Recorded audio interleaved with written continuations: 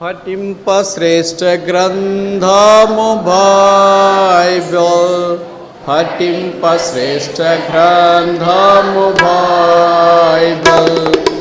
అనుదినం పఠించిన ప్రేమతోడ నడుపును, ఓ పఠింప శ్రేష్ఠ గ్రంథము Bible.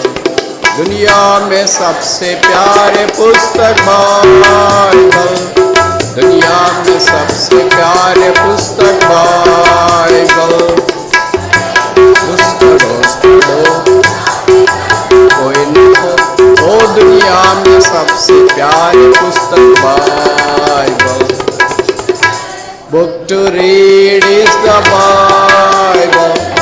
The best book to read is the Bible. If you read it every day, it will help you all the way. Oh, the best book to read is the Bible. Thank you so much. Appreciate your cooperation. Kindly take your seat. Be seated comfortably. Very good. Thank you. Thank you so much. ఎప్పుడు door దగ్గర అట్లా ఖాళీ వదలండి. మీరు ఇంత మంచోళ్ళని తెలియదు. ఇంత మంచోళ్ళు అయితే యూత్ క్యాంప్ స్టార్టింగ్ నుండి ఎండింగ్ దాకా నేనే వస్తా.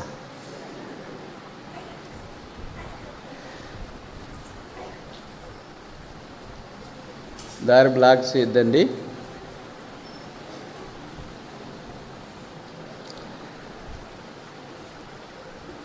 లూకా సువార్త 15వ అధ్యాయంలో ఉన్న ఉపమానం ఈ 3 భాగాలను మనకు పరిచయము. మొదటి భాగము తప్పిపోయిన గొర్రె, రెండవ భాగము తప్పిపోయిన నాణ్యము, మూడవ భాగము తప్పిపోయిన కుమారుడు. ఈ తప్పిపోయిన కుమారుని యొక్క సందర్భంలోనే మనకు అంశము ఇవ్వబడింది. బుద్ధి వచ్చినప్పుడు వాడు లేచి తండ్రి యొద్దకు వెళ్ళెను అని. యేసుక్రీస్తు ప్రభువారు పాపులకు స్నేహితుడు, పాపులను ఆదరించువాడు, వారిని ప్రేమించి పరామర్శించువాడు. అందుకనే ఇలాంటి పరిస్థితిలో ఉన్నవారు తిరిగి ఆయన దగ్గర రావాలని కోరుతున్నాడు. తండ్రి కుమారుల మీద జాలిపడినట్లు, తల్లి పిల్లల మీద జాలిపడి కనికరపడినట్లు యేసు ప్రభువారు కూడా మన విషయమై కనికరపడి మరలా అవకాశం ఇస్తూ సమకూర్చాలని కోరుతున్నాడు. సమకూర్పు అనేది లేకపోతే లూకా సువార్త 15వ అధ్యాయము మనకు కనిపించిండేది కాదు. ఆ సమకూర్పు ద్వారా అక్కడ దోబూచులాడే మాట ఏంటంటే సంతోషము. Where there is a restoration, where there is a recovery, there is rejoicing. If there is no recovery, there is no rejoicing. If there is no restoration, there is no rejoicing. సమకూర్పు లేకపోతే, తిరిగి సంరక్షించబడకపోతే సంతోషం అనేది కానరాదు. లూకా సువార్త 15వ అధ్యాయంలో ఆ సంతోషం అనే మాట పిలుపుకుతూ వచ్చినట్లు వాక్యంలో మనం చూడవచ్చు. లూకా డాక్టరు, కానీ విచిత్రం ఏంటంటే ఆ డాక్టర్లు అరుదుగా సంతోషంగా మనకు కనిపిస్తారు. ఇక్కడ ఎవరైనా డాక్టర్లు ఉంటే బాధపడొద్దండి. మీరు అందరు డాక్టర్లు కావాలని కోరిక, కానీ కాలేం కదా. అందరు డాక్టర్లు అయితే పేషెంట్లు ఎవరు? వారికి ఎప్పుడో పని ఒత్తిడిని బట్టి వాళ్ళు అంత సంతోషంగా కనిపించరు. కానీ మీకు తెలుసో తెలీదో లూకా సువార్తలో జాయ్, సంతోషం అనేమాట దాదాపు 30 సార్లు పైచిలకు రాయబడింది. లూకా సువార్త 1వ అధ్యాయం 1వ పేజీలోనే సంతోషం ఉంది. 1:17 చెప్పబడింది, అతడు పుట్టినందున అనేకులకు సంతోషం. అలాగే లూకా సువార్త 24వ అధ్యాయం ఆఖరిలో కూడా వారు సంతోషముతో యెరూషలేమునకు తిరిగి వచ్చిందని మనం చూస్తాం. The gospel according to Luke is loaded with Joy. సంతోషంతో లూకా సువార్త పూర్తిగా నింపబడింది. అందుకనే యేసుప్రభు వారి భూమి మీద ఉద్భవించినప్పుడు లూకా సువార్త 2:10-11 మనం చూస్తాం. భయపడకుడి, ఇదిగో ప్రజలందరికీ కలుగబో మహా సంతోషకరమైన సువర్తమానం నేను మీకు తెలియచేస్తున్నాను. దావీదు పట్టణమందు నేను రక్షకుడు మీ కొరకు పుట్టినాడు, ఈయన ప్రభు అయిన క్రీస్తు. సంతోషమే. ప్రతి అధ్యాయంలో సంతోషాన్ని ఆయన మనకు పరిచయం చేస్తూ ఉన్నాడు. కనుక ఆ సంతోషము క్రైస్తవునికి మాత్రమే పరిమితము. ఎందుకంటే అందరూ సంతోషంగా ఉండలేరు, హ్యాపీగా ఉండాలని అనుకుంటాం. అందుకనే హ్యాపీ న్యూ ఇయర్ అంటాం. కానీ ఆ రోజే పోట్లాడేవాళ్ళు కొల్లలు ఇక్కడ కూర్చొని ఉన్నారు. ఆ రోజే రకరకాలుగా చీదరించుకునేవాళ్ళు, ఏడ్చేవాళ్ళు, బాధపడేవాళ్ళు కూడా చాలామంది ఉన్నారు. మనం బయటికి హ్యాపీ న్యూ ఇయర్ అని చెప్తున్నా అంతరంగంలో అది బహుశా హ్యాపీగా కనిపించదేమో.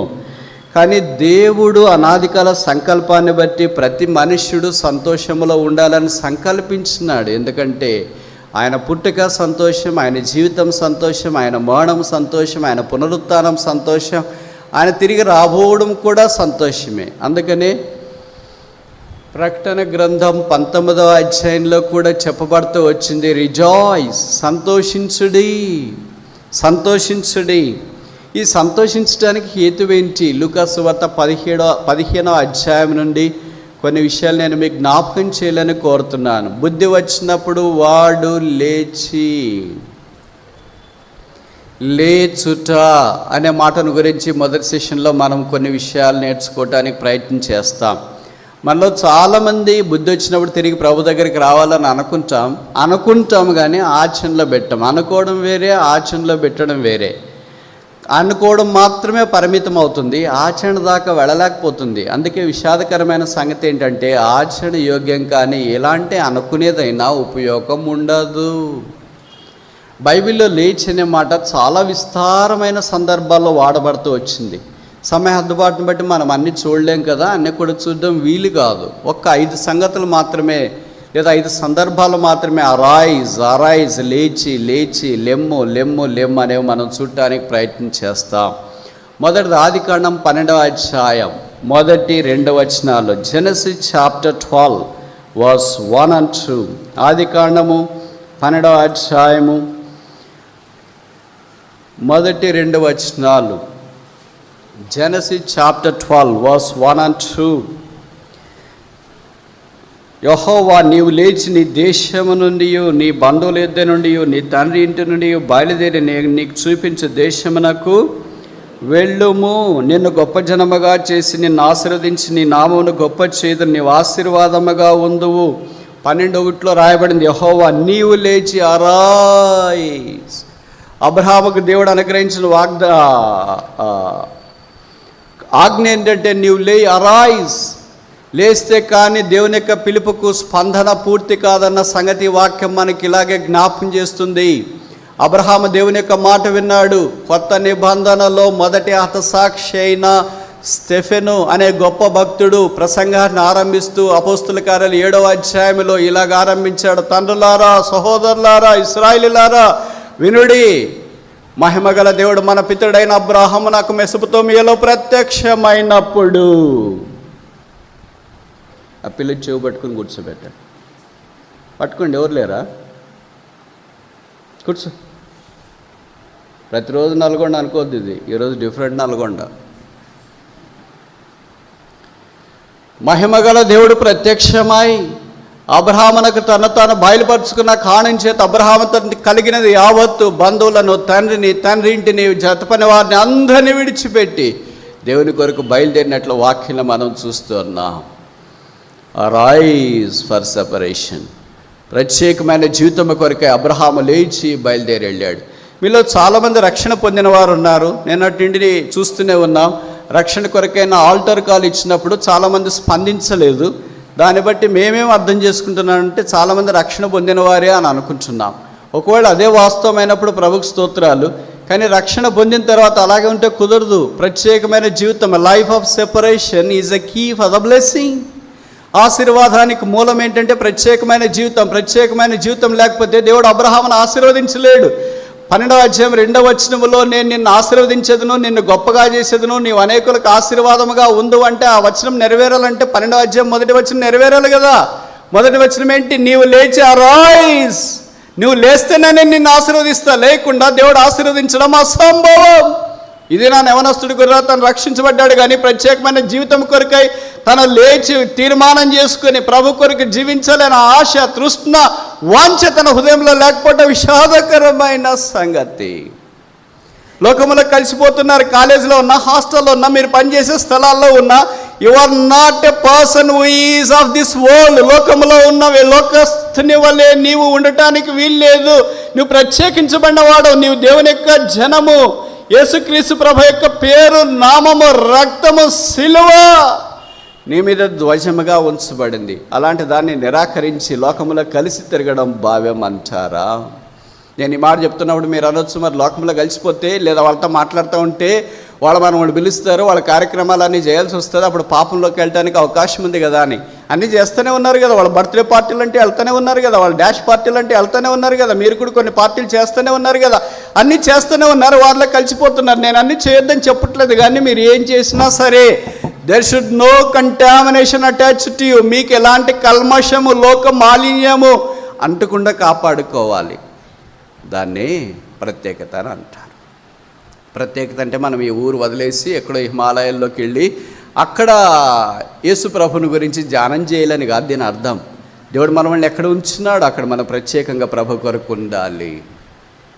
మీకు తెలుసు కదా, కొంతమంది డాక్టర్లు ఉంటారు, వాళ్ళు డాక్టర్ ఉద్యోగం చేస్తుంటారు, హాస్పిటల్లోనే పని చేస్తుంటారు అనుకోండి. వాళ్ళు ఉదయాన్నే లేచిన తర్వాత చేయాల్సిన పని ఏంటంటే రౌండ్స్ చేస్తారు. వాళ్ళు ఇంతకుముందు ఏ పేషెంట్లు అయితే అడ్మిట్ చేసుకున్నారో ఇన్ పేషెంట్స్ అంటారు కదా, వాళ్ళ దగ్గరికి వెళ్ళి రౌండ్స్ చేస్తారు, వాళ్ళని పరామర్శిస్తారు. వెళ్ళి వాళ్ళు ఒక పేషెంట్ దగ్గరికి వెళ్ళారనుకోండి, వెళ్ళిన వెంటనే సాధారణంగా మంచి డాక్టర్లు ఏం చేస్తారంటే వాళ్ళు మళ్ళీ పల్స్ పట్టుకొని వాళ్ళతో పలకరించి మాట్లాడి, ఏంటమ్మా ఎలాగున్నారు, ఏంటి సార్ ఎలాగున్నారు, బాగున్నారా, నేనాటికి ఈరోజుకి ఏమైనా మార్పు ఉందే అని వాళ్ళతో మాట్లాడుతుంటారు. అట్లా ప్రతి పేషెంట్ దగ్గరికి వెళ్తారు. ప్రతి పేషెంట్ని కొన్నిసార్లు పట్టుకోవడానికి ట్రై చేస్తారు. ఒకళ్ళు నుదుటి మీద చేయబెడతారేమో, చేతిని కూడా పట్టుకొని పల్స్ ఇవన్నీ చూస్తారేమో, వాళ్ళ దగ్గరికి వెళ్తారు, వాళ్ళతో మాట్లాడతారు, పలకరిస్తారు. రకరకాల రోగులు ఉంటారు, బహుశా 50 మందో 100 మందో బెడ్ మీద ఉన్నారనుకోండి, వాళ్ళందరినీ చూస్తారు. చివరికి వచ్చిన తర్వాత వాళ్ళకి ఒక సింక్ ఉంటుంది, ఆ సింక్ దగ్గరికి వెళ్ళి వాళ్ళ చేతులన్నీ కడుక్కుంటారు. తర్వాత శుభ్రంగా వచ్చి వాళ్ళు కుర్చీలో కూర్చుంటారు. They touched all the patients but they have no contamination. Separation is a contact without contamination. ఇంకోసారి చెప్పనా, separation is nothing but a contact without contamination. మనం చేయి పట్టుకుంటూనే ఉంటాం, డాక్టర్లు వెళ్ళి వాళ్ళని టచ్ చేస్తూనే ఉంటారు, వాళ్ళతో మాట్లాడుతూనే ఉంటారు, బట్ నో కంటామినేషన్. అలాగే మనం లోకంతో కూడా మాట్లాడుతుంటాము, వాళ్ళతో పరిచయం చేస్తుంటాం, వాళ్ళతో పనులు చేస్తుంటాం, లేదా వాళ్ళతో పాటు కాలేజీలోనో స్కూల్లోనో పనిచేసే స్థలాల్లోనో కూలి పనో పొలం పనులను చేస్తూ ఉంటాము. అదే సందర్భంలోనూ ప్రత్యేకమైన జీవితం కొనసాగించుతా అంటే లోకం యొక్క మాలిన్యం అంటుకోకుండా మనల్ని మనం కాపాడుకుంటా మన మీద ఉన్న గురుతరమైన బాధ్యత. దేవుడు అబ్రహాము దాని కొరకు పిలిచినాడు. అందుకే అబ్రహాం అలాగుంటానికి ఇష్టపడ్డాడు. తన పక్కనున్న లోతు కూడా అబ్రహాం యొక్క జీవితాన్ని ప్రభావితం చేయలేకపోయాడు. అబ్రహాము తను తానే దేవుని కొరకు ప్రత్యేకంగా ఏర్పాటు చేసుకున్న వ్యక్తి. You are a separate identity. You are a separate individual person. You are a separate individual being unto the Lord. నీవు ఒక వ్యక్తి, దేవుడికి ప్రత్యేకమైన వ్యక్తికి, దేవుడికి విలువైన వ్యక్తివి. దేవుడు నిన్ను ప్రత్యేకంగా తన కొరకు వాడుకోవాలని కోరుతున్నాడు. ఇశ్రాయేలుని మోషేకు గొర్రెపిల్ల రక్తం ద్వారా మోషే ఆజ్ఞాపించిన గొర్రెపిల్ల రక్తం ద్వారా విడిపించిన తర్వాత వారిని ఐగుప్తులో నుండి రామశేషులో నుండి బయటికి తీసుకొని వచ్చిన తర్వాత అరణ్యంలో వారు నడుస్తున్నప్పుడు దేవుడు వారితో మాట్లాడుతూ వచ్చినాడు. నేను మీ మధ్యన ఉండునట్లు మీరు నాకొక పరిశుద్ధ స్థలమును నిర్మించవలెను. ప్రత్యేకమైన జీవితం జీవించేవారు మాత్రమే ప్రభు వారి మధ్యలో నివసించి వారిని ఆశీర్వదించాలని కోరుతున్నాడు. చాలామంది యవనస్తులు రక్షణ పొందినారు, ఆశీర్వదించబడట్లేదు. ఎందుకని? చదువుల్లో ఫెయిల్ అవుతున్నారు, ఉద్యోగాలు ప్రయత్నం చేస్తున్నారు, కుదరట్లేదు, రకరకాల ప్రయత్నాలు రకరకాల దాని కొరకు చేస్తున్నారు, కుదరట్లేదు, అపజయం, కృంగిదల, పోరాటం, ఓటమి, ఇవన్నిట్లో చాలా నిరుత్సాహ నిస్పృహలో ఉన్నారు. కారణం ఏంటి? బహుశా ఒక కారణం అయి ఉండొచ్చు, life of separation is not present. ప్రత్యేకంగా జీవించే జీవితం మనలో లేకపోవచ్చేమో, అందరితో కలిసిపోతున్నామేమో, చేపల వల్లే సముద్ర తరంగాలకి ఎదురీతానికి బదులుగా చచ్చిన చేప వల్లే సముద్ర తరంగాల వైపు కొట్టుకొని పోతున్నామేమో. అందుకే మన జీవితంలో ఆశీర్వాదం లేదేమో. అబ్రహాము లేచినాడు, దేవుడు వాడుకుంటూ వచ్చినాడు. 175 సంవత్సరాలు అబ్రహాం బ్రతికాడు. అబ్రహాం దేవుడు పిలిచినప్పుడు 75 సంవత్సరాలు, చనిపోయేటప్పటికి 170 సంవత్సరాలు, 100 సంవత్సరాలు దేవునితో నడిచినాడు. Century with God is no small task, it's a herculean. దేవుడితో 100 సంవత్సరాలు మనం రక్షణ పొంది 5, 10, 20 ఏళ్ళు బతకాలంటేనే ప్రభు కొరకు జీవించాలంటే ఎక్కడ బదర్ కష్టం అంటాం. ఇన్ని ఫెసిలిటీస్ ఉండి, ఇలాంటి యూత్ క్యాంప్స్ ఉండి, యూట్యూబ్లో వాక్యం వచ్చేది ఉండి, మన చుట్టూ మందిరాలు ఉండి, మనకు పరిచయమైన వారు ఉండి, అన్నీ ఉండి మనకు కష్టం అనుకుంటాం. మరి అబ్రహాం దినాల్లో ఇలాంటివి ఏం లేదు కదా, మందిరాలు ఏం లేదు కదా, యూట్యూబ్లు ఏం లేదు కదా, సహాయం చేసేవారు ఎవరు లేరు కదా, పైపెచ్చి లోకంలోనికి లాగేవాళ్ళు ఉన్నారు. కానీ లోకంలో నుండి తప్పించడానికి ప్రయత్నం చేసేవాళ్ళు లేరు. ఇది మొదటిది. రెండవ దగ్గరికి వచ్చేటప్పటికి వివాహంలో చాలామంది యవనస్తులు ఏం చేస్తుంటారంటే వారు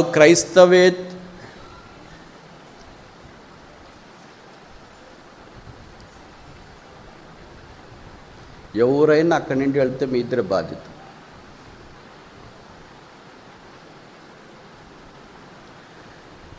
వాళ్ళు క్రైస్తవేతరుల్ని అలాంటి వాళ్ళని వివాహం చేసుకొని చాలా నష్టంలో ఉన్నారు. వాళ్ళని చేసుకోవద్దని నేను చెప్పట్లేదు, కానీ బైబిల్ చెప్తుంది అవిశ్వాసులతో విజ్జోడుగా ఉండొద్దు.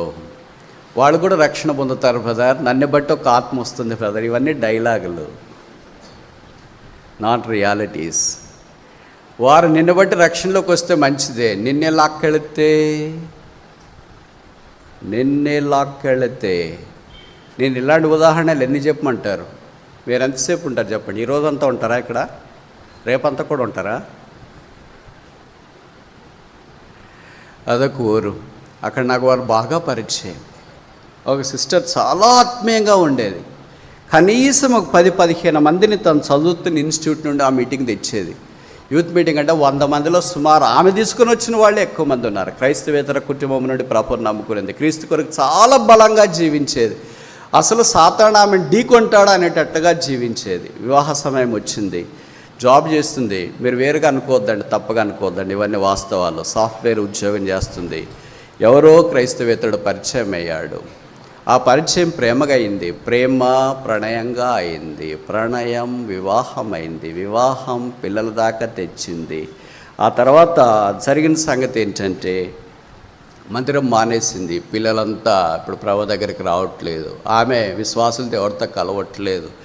చూచిన వాళ్ళు షాక్ అవుతున్నారు. How come she became like that. నన్ను కొంతమంది అడిగారు, బ్రదర్ ఆ సిస్టర్ అలాగే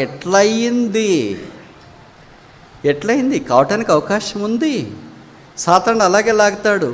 ఎవరో వాళ్ళ ఫ్రెండ్స్ అడిగారంట, ఎందుకు అలాగే చేసావమ్మా ఈ విషయంలోనంటే, అక్క మేము ప్రేమించుకున్నప్పుడు నీతో పాటు చర్చికి వస్తా, నీ కొరకే బాప్తిసం తీసుకుంటా, నువ్వు చెప్పినట్లే జీవిస్తా, నాకు యేసుప్రభు అంటే ఇష్టమని చాలా మాటలు చెప్పేశాడు అక్క. అవి నేను నమ్మా. గొర్రె బతుకు తేబడినట్లు చెప్పే మాటలనేవి నమ్మినావు అనుకో. పెళ్ళయిన తర్వాత చర్చికి వెళ్తానండి అంటే నోరు మూసుకొని ఇంట్లో పడిండి అంటాడు. అప్పుడేం మాట్లాడతావు?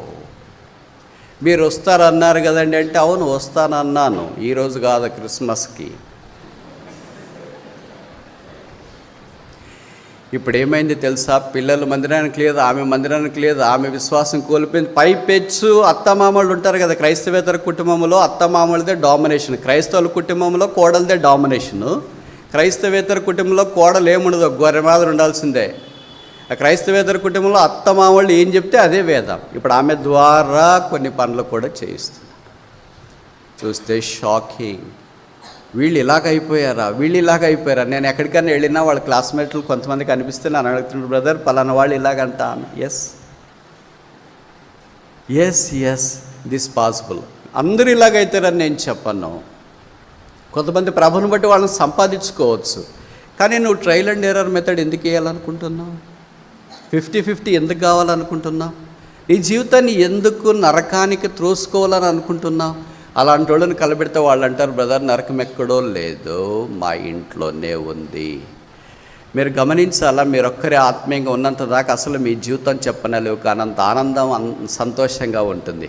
ఒక్కసారి వివాహ బంధంలో అడుగు పెట్టిన తర్వాత క్రైస్తవ కుటుంబం అయితే ఆనందానికి హద్దు లేదు. కానీ ఒకవేళ అలా కాకుండా దేవునికి స్థానం ఇచ్చేవారు కాకపోతే వారి ఆర్తధ్వనికి కనుచూపు మేరలో ఏమి కనిపించదంటే తప్పు కాదేమో. కనుక అవిశ్వాసులతో విచ్చొడగొనటానికి ప్రయత్నం చేయొద్దు. అలాంటివి ఏమైనా ఉంటే ఇప్పుడే మీరు విరమించుకోండి. నీ జీవితాన్ని కషాయవానికి అప్పగించడానికి ధైర్యం చేయొద్దు.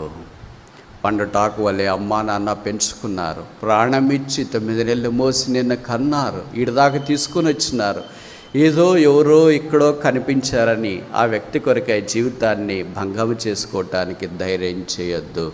నీ కొరకు ప్రాణం పెట్టిన యేసు కంటే నిన్ను ప్రేమించేవారు ఈ భూమి మీద ఎవరు లేరు. నీ చుట్టూ నేను ప్రేమిస్తున్నా, ఐ లవ్ యూ అని వెంటబడే వాళ్ళు మస్తు కనిపిస్తూ ఉంటారు. దారెమ్మడు పోతూ ఉంటే చాలా మొరుగుతుంటాయి. మొరిగేదాన్ని అంతటి పట్టుకోవటానికి ప్రయత్నం చేయొద్దు, కరుస్తుంది. స్ట్రే డాగ్స్ అంటారు, ఇవి పెంపుడు కుక్కలు కాదు. పెంపుడు కుక్కలు అయితే కరవు, స్ట్రే డాగ్స్ అంటే కరుస్తాయి. కరిస్తే ఘాట్లు పడితే ఏమవుతుంది?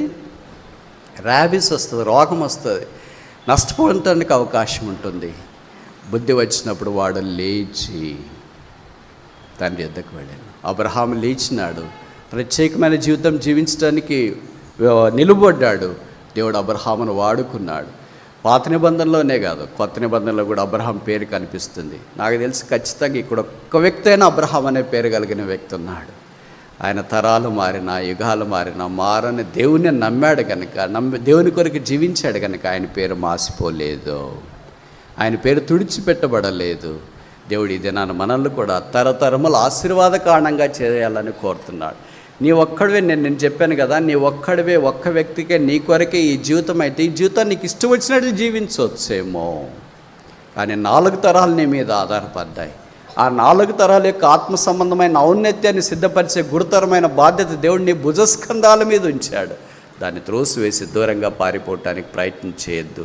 చాలామంది యవనస్తులు అంటారు, నా చదువు, నా జీవితం, నా బాడీ, నా life, I can decide my self, నేనే తీర్మానం చేసుకుంటా.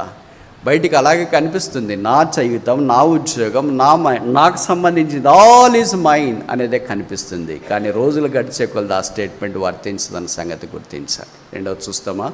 ఆదికాండం 35వ అధ్యాయం, జెనసిస్ చాప్టర్ 35, ఆదికాండం 35వ అధ్యాయం.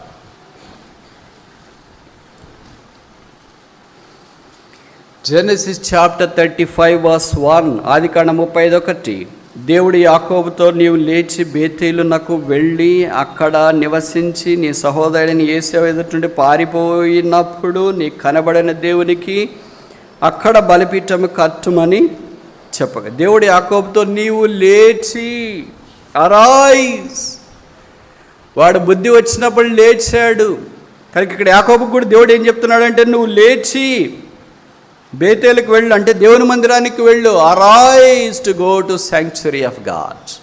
దేవుని మందిరానికి వెళ్ళి ప్రత్యేక రక్షణ పొందినా మంచిదే, ప్రత్యేకంగా జీవిస్తున్నా మంచిదే. ఇప్పుడు సహవాసాన్ని మానుకోవద్దు. నువ్వు కష్టతరమైన పరిస్థితిలో ఉన్నా, ఇబ్బందికరమైన పరిస్థితిలో ఉన్నా, ఒకవేళ అక్కడ చాలా సహవాసానికి వెళ్ళటానికి ప్రతికూలమైన పరిస్థితులు ఉన్నా మానుకోవటానికి ప్రయత్నం చేయొద్దు. నేను ఈ మాట చెప్తే మీలో కొంతమంది యవనస్తులు అనొచ్చు, లాజికల్గా, రీజనబుల్గా, బ్రదర్ మందిరానికి వెళ్ళాలని ఆశ ఉంది కానీ మందిరంలో ఒక్కళ్ళు కూడా ఆత్మీయులు లేరండి. ఆ సేవకుడు అలాగే, సేవకురాలు అలాగే, పెద్దలు అలాగే, సంఘస్థులు అలాగే, కింద చెప్పుల స్టాండ్తో మొదలుకొని పైన స్టేజ్ మీద దాకా ఏ ఒక్కరు నాకు ఆత్మీయులు కనపడలేదండి. ఆ మందిరానికి వెళ్ళి ఏం నేర్చుకోమంటారండి? సరే, మందిరానికి వెళ్ళి మీరు ఏం నేర్చుకోవట్లేదు అనుకోండి, మందిరం మానేసి ఏం నేర్చుకున్నారండి? మానేసిన తర్వాత ఏమన్నా నేర్చుకోవాలి కదా.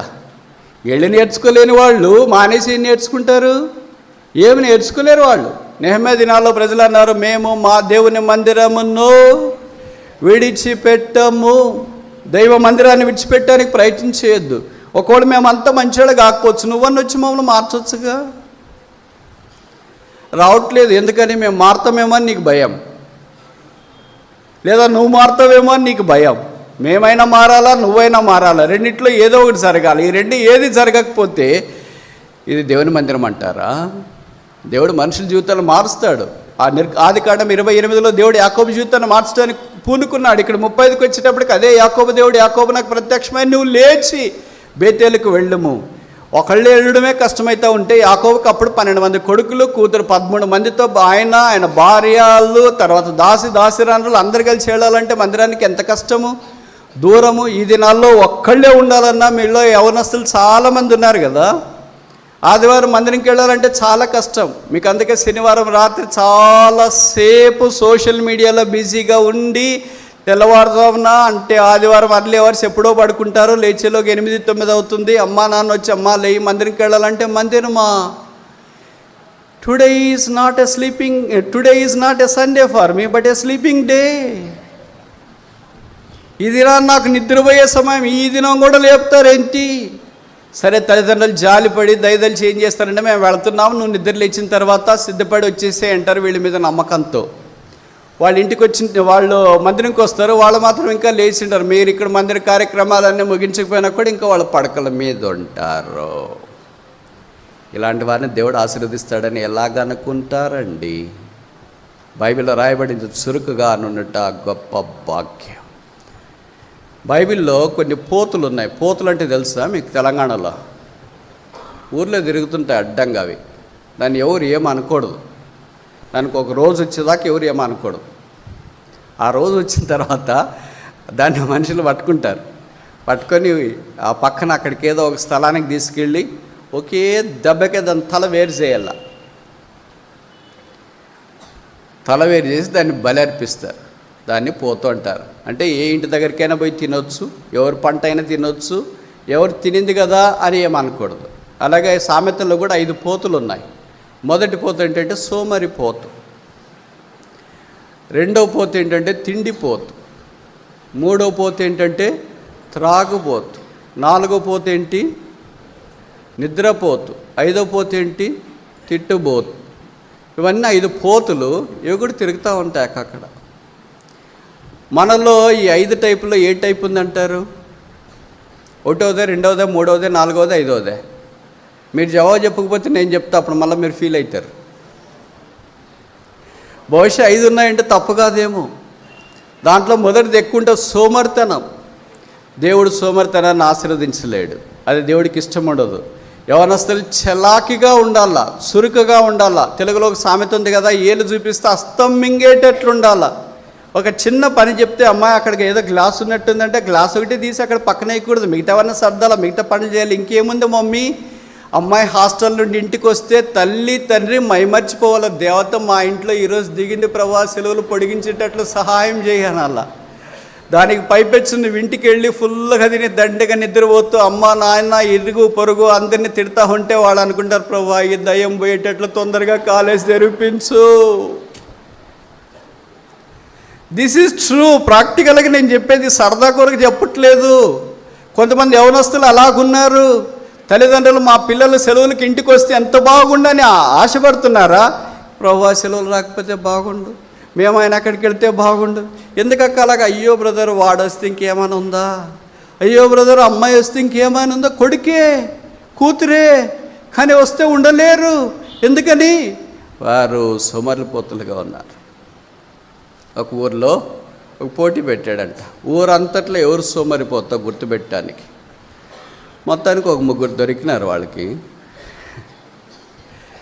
ఆ 3కి సన్మానం చేయడానికి ఒక పెద్ద సభ ఏర్పాటు చేసి కలెక్టర్ని, ఎస్పీని, డిస్టిక్ ఆఫీసర్ని అందరిని పిలిచినారు. పిలిస్తే ఎవరో యాంకర్ చేసి అలాంటి వాడు ఉంటాడు కదా, ఒకడు యాంకర్ చేస్తా మన జిల్లాలో, ఉమ్మడి నల్గొండ జిల్లాల్లో సోమరితనానికి నిలువెత్తటి పదం గల వ్యక్తి ప్రైజు ఎవరికి పోతుందని మీరు ఆత్రంగా ఎదురు చూస్తున్నారు కదా. ఇప్పుడు నేను పేరు ప్రకటించబోతున్నాను అని ప్రకటించినాడంట. పేరు ఎక్స్ అని.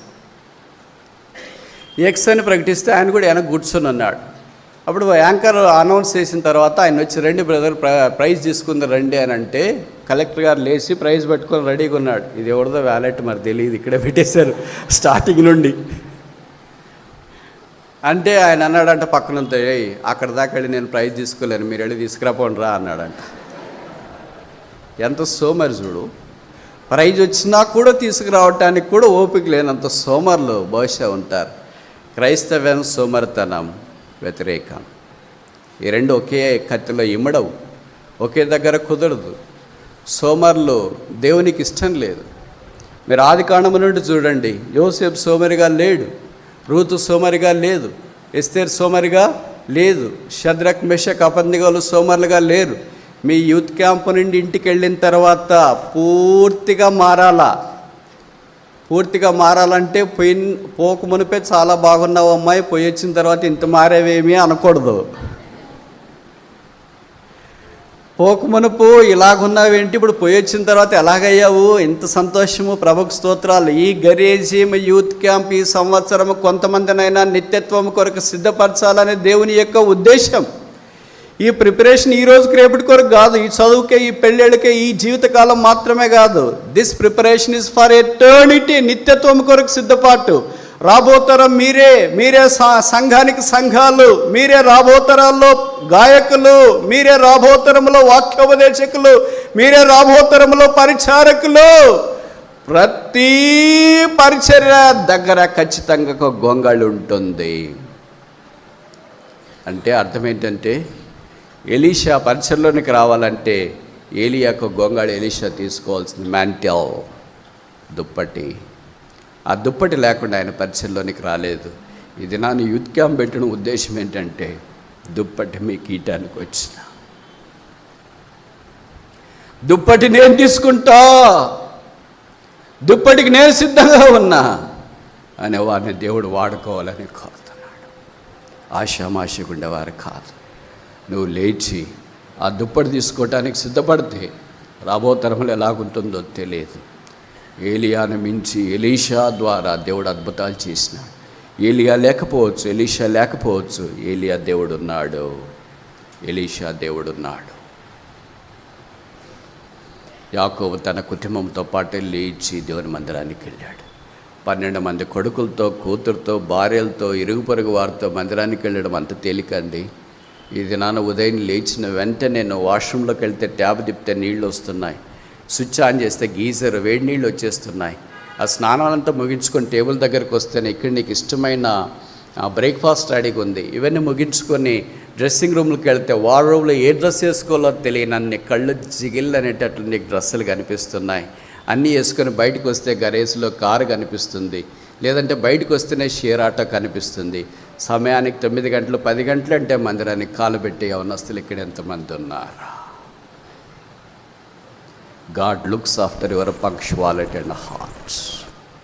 ఎప్పుడో ఒకసారి వస్తున్నా, ఎప్పుడో ఒకసారి కూర్చుంటున్నా, ఎప్పుడో ఒకసారి పోతున్నావు అని అనుకోవద్దు. మీ నాన్నగారు అమ్మగారు లేటుకి రావచ్చు, నువ్వు ముందుకు రావచ్చుగా, సమయానికి రావచ్చుగా, మందిరంలో పని చేయొచ్చుగా. ఒక ప్రొఫెసర్ ఉండేవాడు, ఆయన ఈ మధ్యలోనే ప్రభు దగ్గరికి వెళ్ళాడు, యూనివర్సిటీ ప్రొఫెసర్. ఆయన పని ఏంటో తెలుసా? ప్రతి ఆదివారం మందిరంలో ఏదైనా ఈవెంట్, స్పెషల్ ఈవెంట్ జరుగుతున్నప్పుడు 5 గంటలకు ఆయన మందిరానికి వచ్చేవాడు. ఆయన పని, ఆయన ఎప్పుడు స్టేజ్ మీద నిలబడి పాటలు, వాక్యము, బోధ, లీడింగ్ అదేం చేయలేదు. ఏం చేసేవాడంటే మందిరం అంతా తనతో పాటు వచ్చిన పిల్లలు వస్తారు కదా, కొంతమంది పిల్లలు, యవనస్తులు, వాళ్ళు ఖాళీగా ఉన్నాడు, వాళ్ళందరితో కలిసి ఆయన మందిరం శుభ్రం చేయించి, చాపలు వేయించి అంత చక్కగా అలంకరించేవాడు. ఈనాడు స్టేజ్ మీద ఉండాలని కోరుకోలేడు. దేవుడు ఆయన పిలిచినాడు, ఆయన వెళ్ళిపోయాడు. ఆయన పరిచయం ఇప్పుడు మందిరంలో ఖాళీగా ఉంది. ఎవరు చేస్తారు ఇలాగా? ఈ దినాల్లో ఇంత చదివితేనే ఇంత చేస్తారు, ఇంత ఉద్యోగం ఉంటేనే ఇంత చేస్తారు, ఏమి లేకపోతేనే ఇంకా ఇంత చేస్తారు. ప్రభువు చూస్తున్నాడు. నా పని కొరకు వచ్చేవాళ్ళు, నా మందిరం కొరకు వచ్చేవాళ్ళు ఎవరైనా నల్గొండ గరేజీము, నల్గొండ ఉమ్మడి జిల్లాల్లో ఉన్నారా? యాకోబు వలె ప్రభువా నేనున్నా, నన్ను వాడుకో. నేను తిరుపతిలో దాదాపు 15 సంవత్సరాలు పైబడి చదువుకున్నా. ఎంఎస్సీ చేస్తున్న దినాల్లో నేనున్న యూనివర్సిటీ నుండి మందిరానికి నా వలే నడిస్తే 20 నిమిషాలు, మీ వలే నడిస్తే 15 నిమిషాలు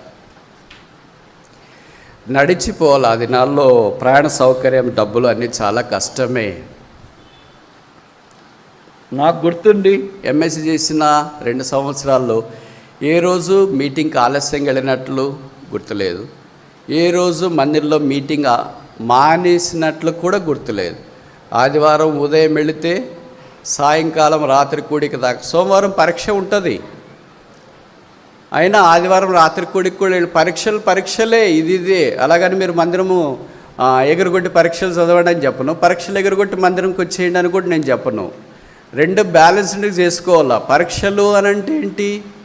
నేను అలాగ ఒకసారి ఎంఎస్సి ఫస్ట్, అప్పుడు మాకు సెమిస్టర్ లేవు, ఫస్ట్ ఇయర్ ఉండేది. మందిరానికి వెళ్ళి రాత్రి కూడికి వెళ్ళాను.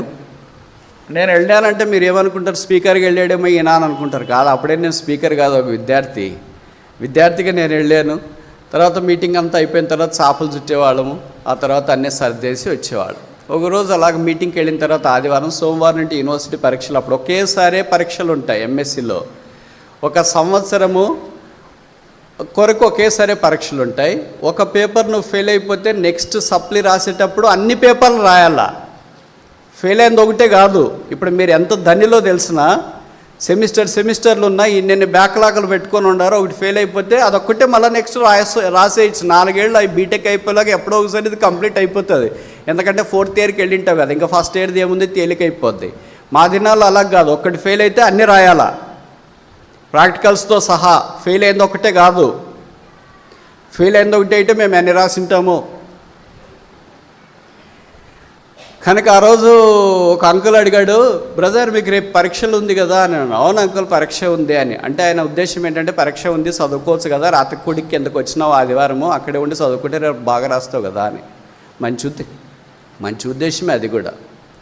కానీ నేను ఎప్పుడు నమ్మేది ఏంటంటే 1 సమయాలు 2:30 నన్ను గణపరచువారు నేను గణపరుస్తా. ప్రభు గణపరుస్తాడు. అదే సమయంలో చదువు మానుకోము. చదువు అంటే మన తర్వాత ఎవరైనా నెక్స్ట్ లెవెల్ ఇలాంటి సవాలు విసిరేటట్లు ఉండగలిగితే యవనస్తులు ఎంత బాగుండో. నువ్వు క్రైస్తవుడిగా అక్కడ ఉన్నాడంటే నా తర్వాత ఎవరైనా next follow me, I will not follow, I only lead. సింహం నడిపిస్తుంది, వెంబడించదు. అలెగ్జాండర్ ద గ్రేట్ ఒకసారి ఏమన్నాడు తెలిసిన, I will not fear the line that follows the sheep but I fear the line the sheep follows. ఇంకోసారి చెప్పనా, ప్రపంచ ప్రఖ్యాతి చెందిన గొప్ప అలెగ్జాండర్ ద గ్రేట్ గ్రీక్ సామ్రాజ్యాన్ని ప్రపంచాన్ని వణికించిన వాడు అన్నాడు, సింహపు గుంపులను నడిపించే గొర్రెకి నేను భయపడిన కానీ గొర్రెలు నడిపించే సింహానికి నేను భయపడతా. సింహం నడిపిస్తుంది. Leads, you are born to leads, you are born to encourage others, you are born to lead a great Christ centred life. ఇలాగే ఆశమాషకి అట్లా ఇట్లా ఉండొద్దు. ఈ దినం తిరిగి లేవటానికి ఇష్టపడు. సరే, సోమవారం కథ కట్ చేస్తాం. సోమవారము ఎగ్జామినేషన్కి వెళ్ళా.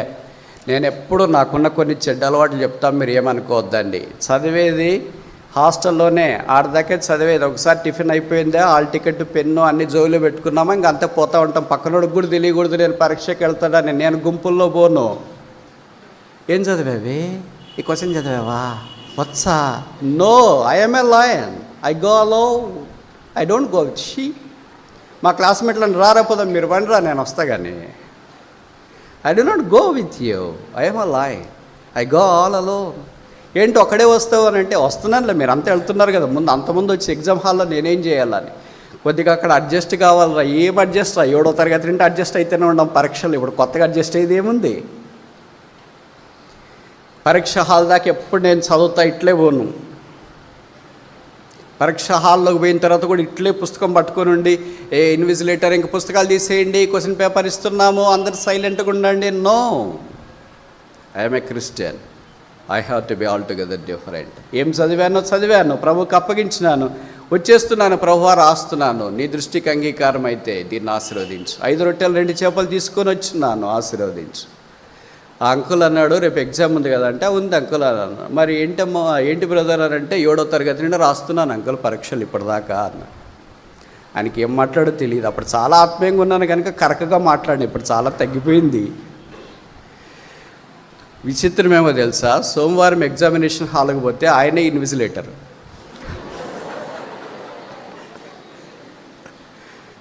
కానీ ఆయన చాలా మంచివాడు, ఇప్పటికి కూడా ఉన్నాడు, మీకు తెలుసు చాలామందికి. ఆయన క్వశ్చన్ పేపర్ ఇచ్చినాడు.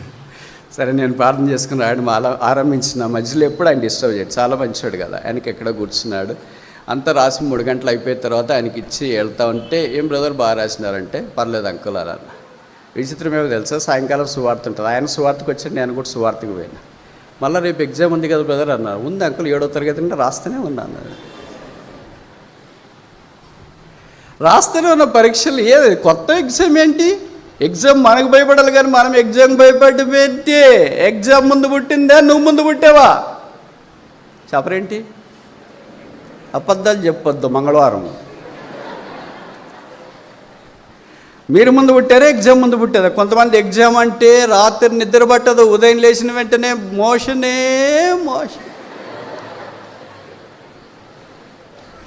అయ్యో బ్రదర్, ఒత్తిడి బ్రదర్, కూర్చోలేరు బ్రదర్, ఎగ్జామ్ మానేస్తామంటున్నారు బ్రదర్. అదేంటక్క అట్లా?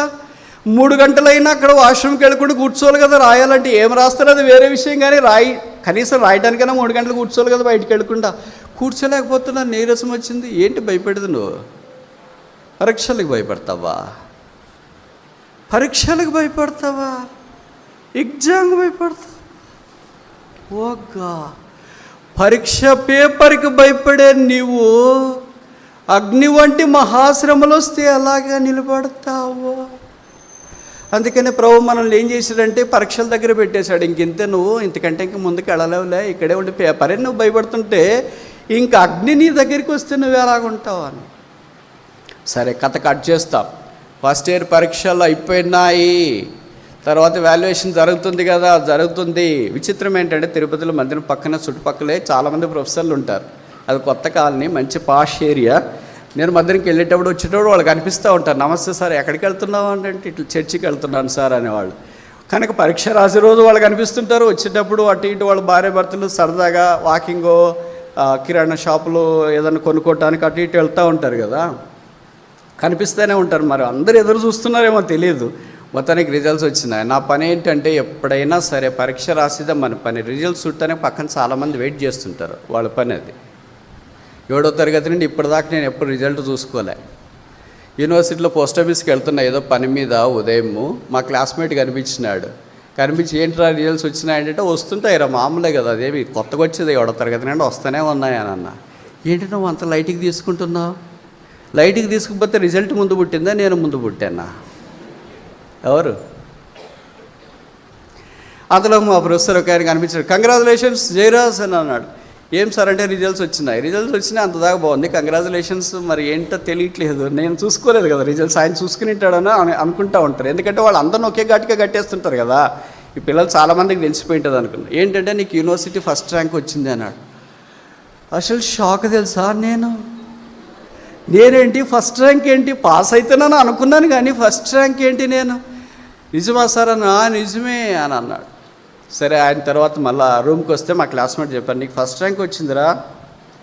క్లాస్మేట్ చాలా తెలివైనవాడు, కాకపోతే ఎక్కువ నిద్రపోతాడు, ఏం చేస్తున్నావు.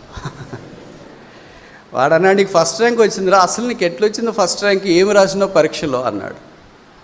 బైబిల్ రాసావా? బైబిల్ రాస్తే ఫస్ట్ ర్యాంక్ వస్తుందిరా అని సబ్జెక్టే రాసినావు అని. తర్వాత 2వ సంవత్సరం అయిపోయింది, ఫస్ట్ ర్యాంక్ దేవుడు అలాగే రిటైన్ చేసినాడు. మొదటిసారి అయిపోయిన తర్వాత 2వ సంవత్సరంలో కొంతమంది అన్నారు, నువ్వు చర్చికి వెళ్తున్నావు కదా, మీ ప్రొఫెసర్లు చూస్తున్నారు, నీ తోక కోస్తున్నాం పెడతారు ఇక్కడ అంటే ఏమనుకున్నావు, క్రైస్తవునికి ఆ యూనివర్సిటీలో అప్పుడు దాకా ఫస్ట్ ర్యాంక్ రాలేదు.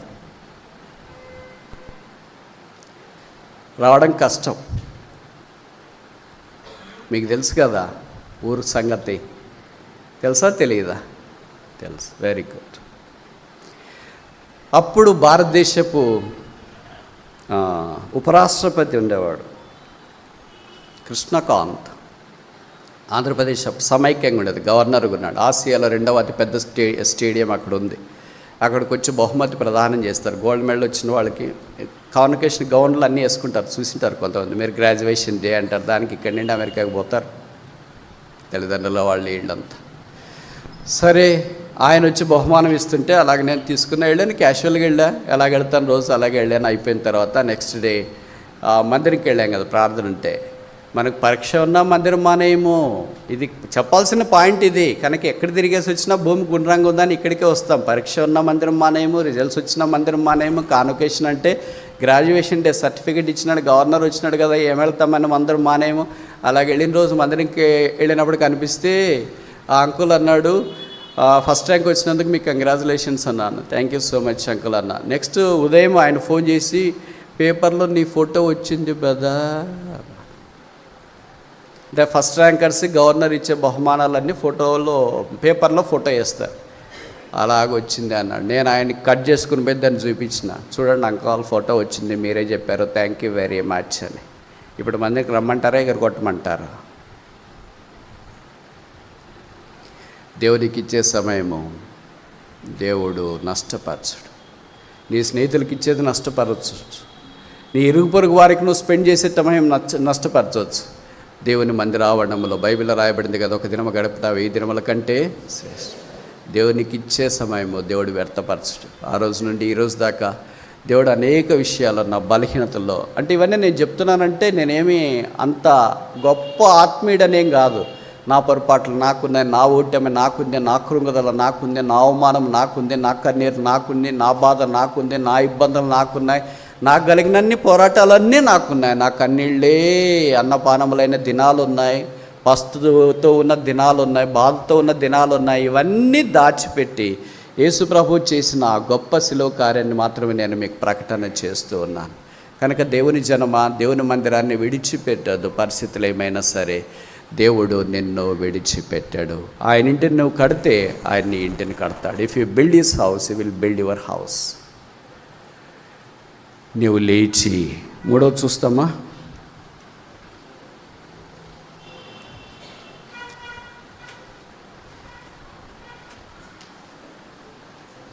యెహోషువ 7:10.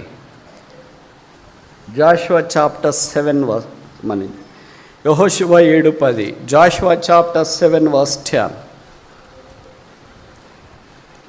యెహోషువ 7వ అధ్యాయము 10వ వచనం. Joshua chapter 7 verse 10. యెహోషువ 7:10. యెహోవా యెహోషువాతో ఇట్లనను, లెమ్ము, నీవేలెక్కడ ముఖం నేల మోపుకొందువు. అరైజ్. ఇక్కడ జరిగిన సంగతి ఏంటంటే, దేవుడు యెహోషువ ఆయన నాయకత్వములో హాయి ప్రజల మీద అపజయము అనుమతించినాడు. యెహోషువ దాన్ని భరించలేకపోయినాడు. యెహోషువ ఉద్దేశం ఏంటంటే, మోషే తర్వాత అంత నాయకుడిని కదా నేను, మోషేకి తోడ ఇండినట్లు నేను నీకు కూడా తోడ ఇంటానని దేవుడు సెలవిచ్చినాడే. నా నాయకత్వంలో హాయికి వెళ్తే హాయిలో ఓటమి కలిగింది. ఓటమి కలిగిన తర్వాత బైబిల్లో రాయబడింది, యెహోషువ తన బట్టలు చించుకొని బూడిద వేసుకొని ఏడుస్తూ అంగలారుస్తూ ప్రాధేయపడుతూ 2 కాళ్ళ మధ్యలో తన తల నుంచుకొని నాకే ఎందుకు ఇలాగ జరిగింది అని బాధపడతా ఉన్నాడు. అప్పుడు దేవుడు యెహోషువని విడిచిపెట్టలేదు. నువ్వు వేడు ఎంత దాకా ఏడుస్తావు అని అనలేదు. దేవుడు యెహోషువ దగ్గరికి వచ్చాడు. యెహోషువ, ఎంతకాలం నువ్వు అలాగుంటావు? How long you will weep like that? Arise, లెమో. నాలాంటి వాళ్ళు వేయచ్చు ప్రభువా. నన్ను బట్టి ఓటమి వచ్చింది దేవుని ప్రజలకు, నన్ను బట్టి కొంతమంది చనిపోయారు, నన్ను బట్టి నీ నామానికి అవమానం వచ్చింది, నన్ను బట్టి కత్తివాత రక్తపాతం వచ్చింది ఇశ్రాయేలులో. ఈ పాపానికి నేను కారణం. నేను ఎంత ఏడ్చినా, నా బట్టలు ఎంత చించుకున్నా, నేను ఎంత బూడిదలో కూర్చున్నా, నా మీద ఎంత గోనె కప్పుకొనిన్నా కూడా ఈ అవమానానికి నేనే కదా పాత్రుడను, యోగ్యుడను, చేసిన వాడను. దేవుడు అన్నాడు, నువ్వు లేచి. యెహోషువ దేవుని మాట అంగీకరించినాడు, లేచినాడు, కన్నీళ్లు దుడుచుకున్నాడు, ఆ బట్టలన్నీ పక్కనేసినాడు. ఏం చెప్తావు చెప్పు ప్రభువా. దేవుడి కొరకు నిలబడ్డాడు. మనకు తెలుసు కదా, ఆ తర్వాత అధ్యాయాలు 10వ అధ్యాయం అనుకుంటా బైబిల్లో రాయబడింది, సూర్యుడా ఆగు, చంద్రుడా. రాయబడిన మాట ఏంటంటే, దేవుడు ఒక మనిషిని మనవి వినిన ఆ దినం వంటి దినం అంతకు ముందు కానీ ఆ తర్వాత కానీ లేదు. ఏడ్చే మనుషుడు సూర్యుని ఆపుతాడా? తన కళ్ళల్లోని నీళ్లు కూడా ఆపుకోలేని మనుషుడు దేవుడు 4వ దినాన్ని చేసిన సృష్టిని ఆపగలడు? With God this is possible. దేవుడితో ఇది సాధ్యం. దేవుడు మానవ జీవితాన్ని కన్నీటి నుండి కనకము దాకా, సింహాసనము దాకా తీసుకొని పోగలడు. It is only God who can bring such a phenomenal astronomical change in human life. మానవ జీవితంలో దేవుడు పరాకాష్ట అద్భుతమైన మార్పు దేవుడు మాత్రమే తీసుకొని రాగలడు. మనం ఏడుస్తుంటే ఇంకా కునిగిపోతాం, ఇంకా బలహీనమవుతాం, ఇంకా శరీరంలో క్షీణత వచ్చేస్తుంది, ఇంకేం చేతగాని స్థానంలోనికి వస్తాం. అయితే ఆ ప్రభు కొరకు ఆ ఏడ్పు మానేసి కన్నీళ్లు దుడుచుకొని, ఇదిగో ప్రభువా నేనున్నాను, నీకు ఇష్టమైతే నన్ను వాడుకోవచ్చు అని లేచి నిలబడినప్పుడు యెహోషువ ఆజ్ఞాపించు సూర్యుడు ఆగుతాడు, యెహోషువ ఆజ్ఞాపించు చంద్రుడు ఆగుతాడు. యెహోషువ, నేను నీ మధ్య అద్భుతాలు చేస్తా. బైబిల్లో రాయబడింది, నిన్ను గొప్ప చేయ మొదలు పెట్టేదను. షరత్ ఏమో తెలుసా? లే. ఎంతకాలం అలాగే కూర్చొని ఉంటా? యెహోషువ దేనికి లేచినాడంటే, రోజ్ ఫర్ ద సక్సెస్, విజయానికి లేచినాడు. ఇప్పటిదాకా 3 సంగతులు మనం చూసినాం. అబ్రహాము లేచినాడు ఫర్ సెపరేషన్, ప్రత్యేకత కొరకు, ఆశీర్వాదంలోనికి వచ్చినాడు. యాకోబు లేచినాడు ఫర్ శాంక్చురీ, దేవుని మందిరము కొరకు. దేవుడు యాకోబును ఆశీర్వదించినాడు. ఇది ఆయన పేరుతో ఒక దేశం ఉంది. దేవుడు యెహోషువని లేపినాడు. యెహోషువ లేచినాడు, దేవుడు ఆయన ఆశీర్వదించినాడు. ఆయన పేట బైబిల్లో ఒక పుస్తకం ఉంది. ఖచ్చితంగా ఇక్కడ బ్రదర్స్లో కూడా ఖచ్చితంగా ఒక్క యెహోషువ, ఒక్క యాకోబు, ఒక్క అబ్రహామైనా ఉండి తీరుతారు. దేవుడు ఆశీర్వదించిన వారిని అలాగూ దేవుడు వాడుకోవటానికి శక్తి సంపన్నాడు. ఈ దినము ఆ దేవుడు నీకొద్దా? ఆ రక్షకుని కొత్త. తప్పిన కుమారుడు అదే చేసిన వాడు బుద్ధి వచ్చినప్పుడు లేచినాడు కనుకనే బైబిల్లో ఆ మాటకు విలువ ఉంది, సంతోషం వచ్చింది. నువ్వు లేస్తే నీకు సంతోషం, నువ్వు లేస్తే తల్లిదండ్రులకు సంతోషం, నువ్వు లేస్తే కుటుంబానికి సంతోషం, నువ్వు లేస్తే ఇరుగు పొరుగు వారికి అందరికీ సంతోషం, నువ్వు లేస్తే అనేకులకు ఆశీర్వాదం. లోపం ఎక్కడుందో తెలుసా? నువ్వే పడిపోయావు, చతికిలు పడిపోయావు, ఇక నా జీవితం ఇంతే అని అనుకుంటున్నావు, నేను ముందుకు పోలేను అనుకుంటున్నావు. చాలు, ఇలాంటి మాటలన్నిటికీ, ఇలాంటి లాజిక్కి, ఇలాంటి థింకింగ్కి, ఇలాంటి రీజనింగ్కి, ఇలాంటి దాని అంతటికీ 2023 చాలు. 2024లో అడుగు పెట్టినాం. కొత్త సంవత్సరము మన కొరకు యేసుక్రీస్తు ప్రభువారు సిద్ధపరిచిన బాటుంది.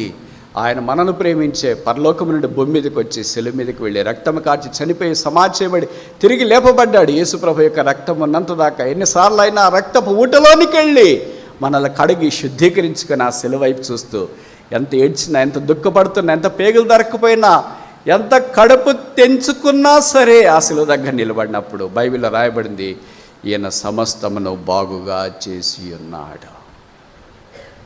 దేవుడు ఒక మనుషుని ఆయన కొరకు విశ్వాసం ఉంచేవాడైతే ఎంతైనా ఆశీర్వదించగలడు. అది ప్రపంచ ప్రఖ్యాతి చెందిన దేశం, ఫ్యాషన్లకు మారు పేరు.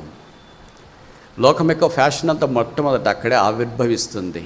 విచ్చలవిడి శృంఖలత్వ పాపానికి నిదర్శనం. ఆ దేశం చిన్నదే, కానీ ప్రపంచ దేశాల్లో చాలా వాటిని తన చేతుల్లో పెట్టుకుంది. ఆ దేశం పేరే ఫ్రాన్స్. అది ఫిబ్రవరి 11, 1847 సంవత్సరం. ఆ దేశంలో దంపతులకు ఒక మాంసపు ముద్ద జన్మించినాడు. ఆయన చాలా మంచి పిల్లవాడుగా పెరుగుతూ వచ్చినాడు. దాదాపు 20 ఏళ్ళు పై ప్రయాణికి వచ్చినాడు. చదువులో ఆరితేరినాడు. జ్ఞానములో విస్పష్టమైన జీవితం జీవించడానికి ఇష్టపడ్డాడు. దాదాపు నాకు తెలిసి 26 సంవత్సరాలప్పుడు తను ప్రయోగశాలలో తను పనిచేస్తున్నాడు. కానీ యేసు యందు నమ్మకించిన వాడు కాదు. వాళ్ళ తల్లిదండ్రులు ఎంతో భక్తి పరులు. యేసు ప్రభు మీద వాళ్ళు నమ్మకం ఉంచి ఆధారపడ్డారు. యేసు ప్రభుని నమ్మకం ఉంచురా, ప్రార్థన చేసుకో, బైబిల్ చదవంటే అనేవాడు, నేనేంటి బైబిల్ చదవడం ఏంటి, నేనేంటి ప్రార్థన చేయడం ఏంటి, నేనేంటి దేవుని నమ్ముకోవడం ఏంటి అని అనుకునేవాడు. ఫ్రాన్స్లో అబ్బాయిలు ఎలాగుంటారంటే ఇంకా అందాలు ఆరబోసినట్టుగా కనిపిస్తుంటారు. ఫ్యాషన్ ప్రపంచానికి నిలువెత్తటి నిర్వచనాలుగా కనిపిస్తూ ఉంటారు. అయితే దినాలు ఎప్పుడు ఒకే రీతిగా ఉండవు. తెలుగులో ఒక సామెత ఉంది, ఓడల బండ్లు అయితే బండ్లు ఓడైతాయి ఒక్క దినంలోనే. అదొక వీకెండ్, శని ఆదివారాలు ఖాళీ సమయాలు ఉంటాయి వారికి. పాశ్చాత్య దేశాల్లో వాళ్ళ నాన్న కుమార్తె అన్నాడు, మన వీకెండ్ కదా ఏమైనా ప్లాన్ చేస్తామంటే, డాడీ మనకు ఊరికి అల్లంత దూరాన బయట కొండలు ఉన్నాయి కదా అక్కడికి వెళదాం, ట్రెక్కింగ్ అంటే కొండలు ఎక్కేది, అది వాళ్ళకి ఒక ఎక్సర్సైజ్, మనకి కొండలు ఎక్కేది అంటే ఒక పనిష్మెంట్ అనుకుంటాం, ట్రెక్కింగ్కి వెళదామని అన్నాడు. సరే బయలుదేరారు. వారు చాలా ధనవంతులు, గుర్రాలు ఉన్నాయి. కానీ కుమారుడు గుర్రం మీద, తండ్రి ఒక గుర్రం మీద బయలుదేరారు. తండ్రి ఒక గుర్రం మీద ముందు వెళ్తూ ఉంటే ఉన్నట్లుండి ఒక చిన్న బ్రిడ్జ్ వచ్చిందంటే, కింద బాగా నీళ్లుండే ఒక కాలువ ప్రవహిస్తుంది, పైన ఒక బ్రిడ్జ్ వచ్చింది. తండ్రి ఆ బ్రిడ్జ్ దాటి అవతలకి వెళ్ళాడు. కుమారుడు ఆ బ్రిడ్జ్ మధ్యలోకి వెళ్ళేటప్పటికే బ్రిడ్జి కూలిపోయింది. గుర్రంతో సహా నీళ్ళలో పడ్డాడు.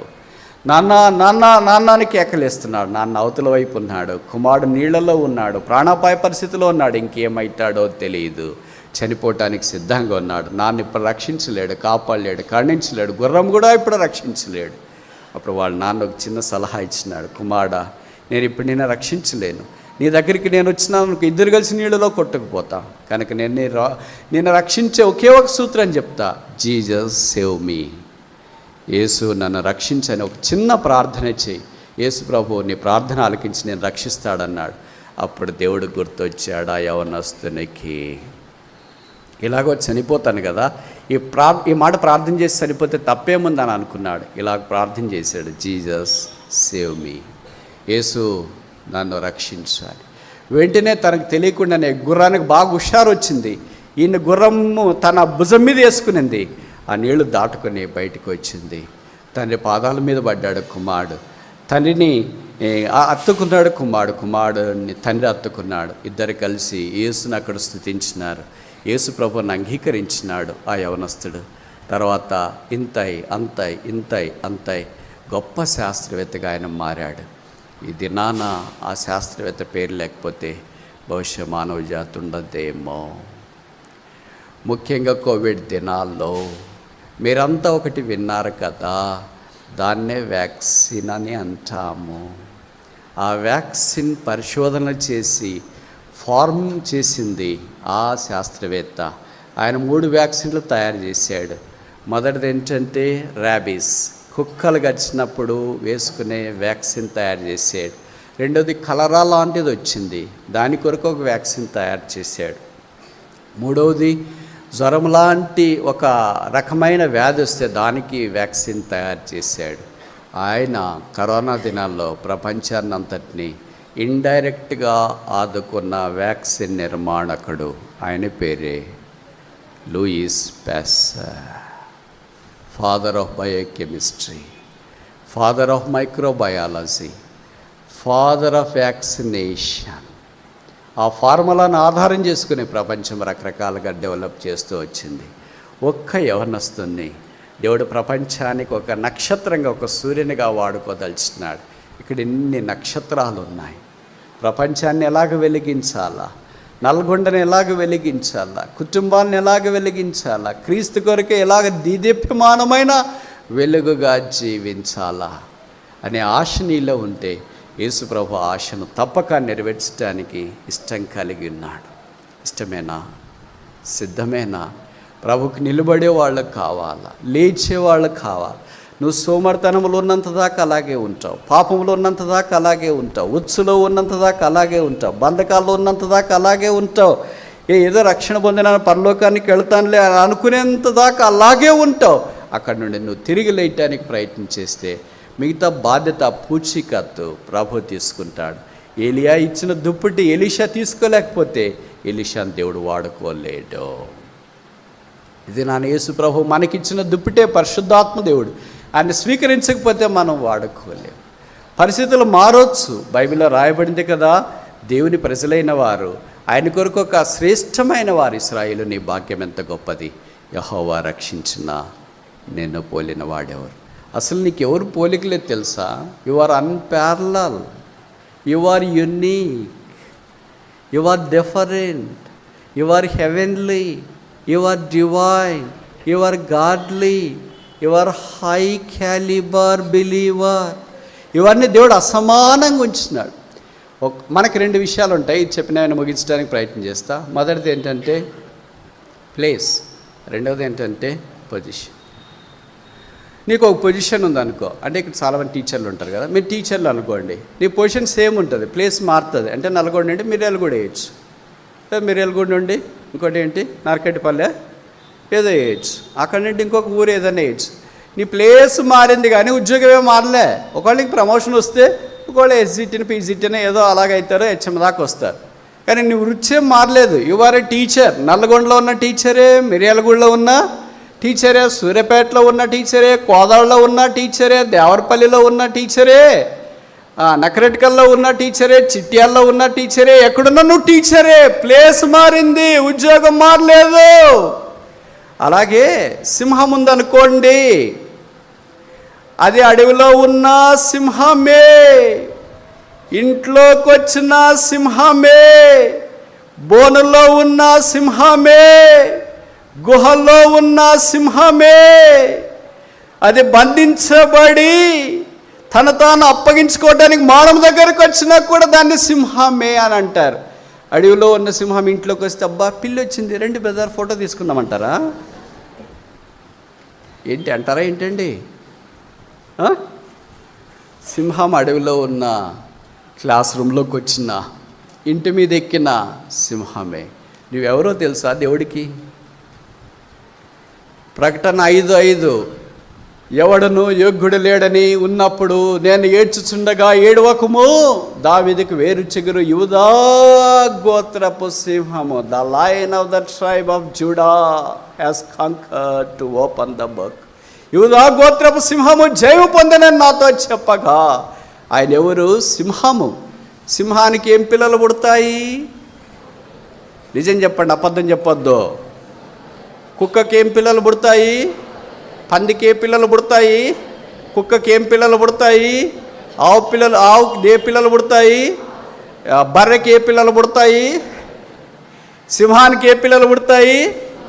ఇప్పుడు యేసుప్రభు వారి యూదా గోత్రపు సింహం అయిన తర్వాత ఇక్కడ ఉన్న వాళ్ళందరూ ఏమై ఉండాలా? నిజమా? నువ్వు కాలేజీలో ఉన్న సింహమే, హాస్టల్లో ఉన్న సింహమే, ఇంట్లో ఉన్న సింహమే, కొండల్లో ఉన్న సింహమే, తాండాల్లో ఉన్న సింహమే, గుహల్లో ఉన్న సింహమే, స్టేజ్ మీద ఉన్న సింహమే, స్టేజ్ దిగిన సింహమే. సింహం సింగిల్గా వస్తుంది. ఇక్కడ సింగిల్గా నల్గొండ జిల్లాలో ప్రభు కొరకు తీర్మానం చేసుకుని ఆ దుప్పటి నేను పట్టుకుంటా, ఆ దీపం నేను పట్టుకుంటా, నేను కూడా ప్రభు కొరకు సాక్షిగా ఉంటాననేవారు లేరా?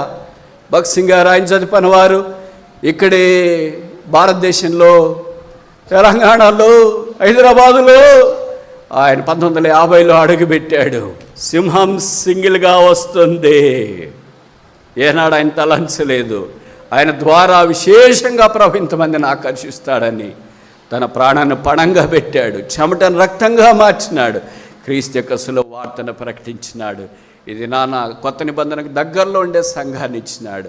ఆకాశము నుండి కలిగిన ఆదర్శనమునకు నేను అవధీడను కానని కేకలేసి ఈ లోకాన్ని విడిచిపెట్టాడు, నిష్క్రమించాడు. ఆయన మౌనం. ఇది నాన్న రక్షణ పొందిన విశ్వాసులు ఆ దుప్పటి నేను తీసుకుంటా, ఆ క్రొవ్వొత్తి నేను తీసుకుంటా, ఆ టార్చ్ నేను తీసుకుంటా. ప్రభువా నన్ను కూడా వాడుకోవా, నన్ను వాడుకోవా. దేవుడు అలాంటి వాడిని వాడుకోవాలని కోరుతున్నాడు. ఆయన ప్రేమలో మార్పు లేదు, ఆయన జాలిలో మార్పు లేదు. ఆయన భగత్ సింగ్ గారిని ఎలాగ ప్రేమించినాడో మనల్ని కూడా అలాగే ప్రేమిస్తున్నాడు. అబ్రహాంని ఎలాగ ప్రేమించినాడో మనల్ని అలాగే ప్రేమిస్తాడు. యాకోబుని ఎలాగ ప్రేమించినాడో మనల్ని అలాగే ప్రేమిస్తాడు. యెహోషువని ఎలాగ ప్రేమించినాడో మనల్ని అలాగే ప్రేమిస్తాడు. తెప్పైన కుమారుని ఎలాగ ప్రేమిస్తాడో మనల్ని అలాగే ప్రేమిస్తాడు. ఒక్క చెప్పి నేను ముగించడానికి ప్రయత్నం చేస్తా. అదొక ఊరు. ఆ ఊరిలో భార్య భర్తలు ఉన్నారు. అందంగా ఉన్న దంపతులు. ప్రభు వారిని ఆశీర్వదించినాడు. ఒక కుమారుని ఇచ్చినాడు. కుమారుడు అంతా ఇంత చాలా గొప్పవాడు కావాలని వారు తలంచినారు. అయితే ఒకే కుమారుడు ఉన్న చేత ఎక్కువ గారాభమో ఏం జరిగిందో తెలియదు.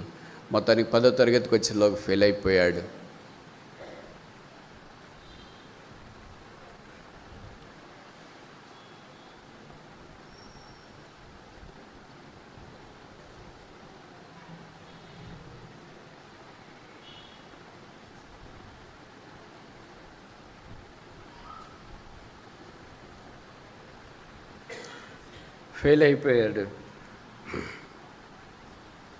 తల్లిదండ్రులు సాధారణంగానే గద్దిస్తారు కదా, ఎందుకురా నీకు ఎంత అవకాశాలు ఉన్నా చూసుకునేవారు ఉన్నా నువ్వు ఫెయిల్ అయిపోయావేంటి అని గద్దించేటప్పటికి ఆ గద్దింపును భరించలేకపోయాడు. అందుకే ఇంట్లో నుండి పారిపోయాడు.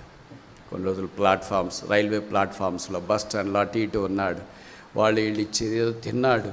ఒకే డ్రెస్తోనే చింపెరిగా అలా పడుకున్నాడు. తొట్టెల దగ్గర పడుకున్నాడు, ప్లాట్ఫామ్లో పడుకున్నాడు, బస్ స్టాండ్లో పడుకున్నాడు.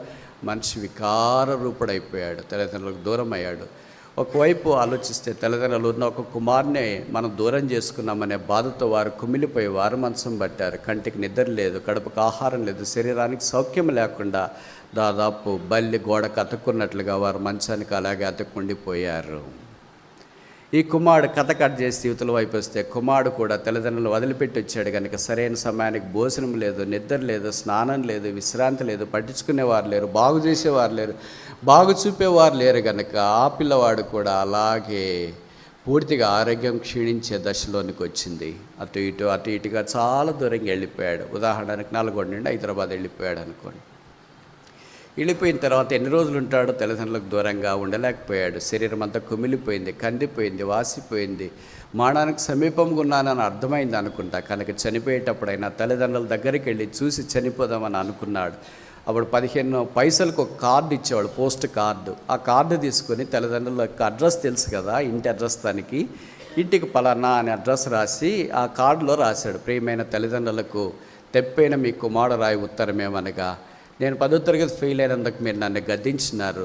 నేను ఇంట్లో నుండి బయటకు వచ్చినాను. నా జీవితం దుర్భరం అయిపోయింది. నేను ఆరోగ్యం క్షీణించిపోయింది. చనిపోవటానికి సిద్ధంగా ఉన్నాను. చనిపోయేటప్పుడు మిమ్మల్ని చూసి చనిపోవాలనుకుంటున్నాను. అందుకే మీ దగ్గరికి రావాలని కోరుతున్నాను. నన్ను చేర్చుకుంటారా? ఒకవేళ మీరు నన్ను చేర్చుకునే పర్యంతం అయితే మన ఇంటికి వెనకాల ఒక పెద్ద యాప్ చెట్టు ఉంది కదా, ఆ యాప్ చెట్టుకి పలానా రోజు జనవరి 16 రైల్లో వస్తున్నా, ఉదయకాలము కనుక వేప చెట్టుకి మీరు ఒక తెల్ల కట్షిప్ కట్టించండి. మన ఇంటి దగ్గరికి వచ్చిన తర్వాత ఎలాగో స్టేషన్కి లోపలికి వెళ్ళక మునుపు ప్లాట్ఫామ్ క్లియరెన్స్ కొరకు సిగ్నల్ పడుతుంది, అక్కడ రైలు ఆగుతుంది. నేను ఆ తెల్ల కట్షిప్ చూస్తాను.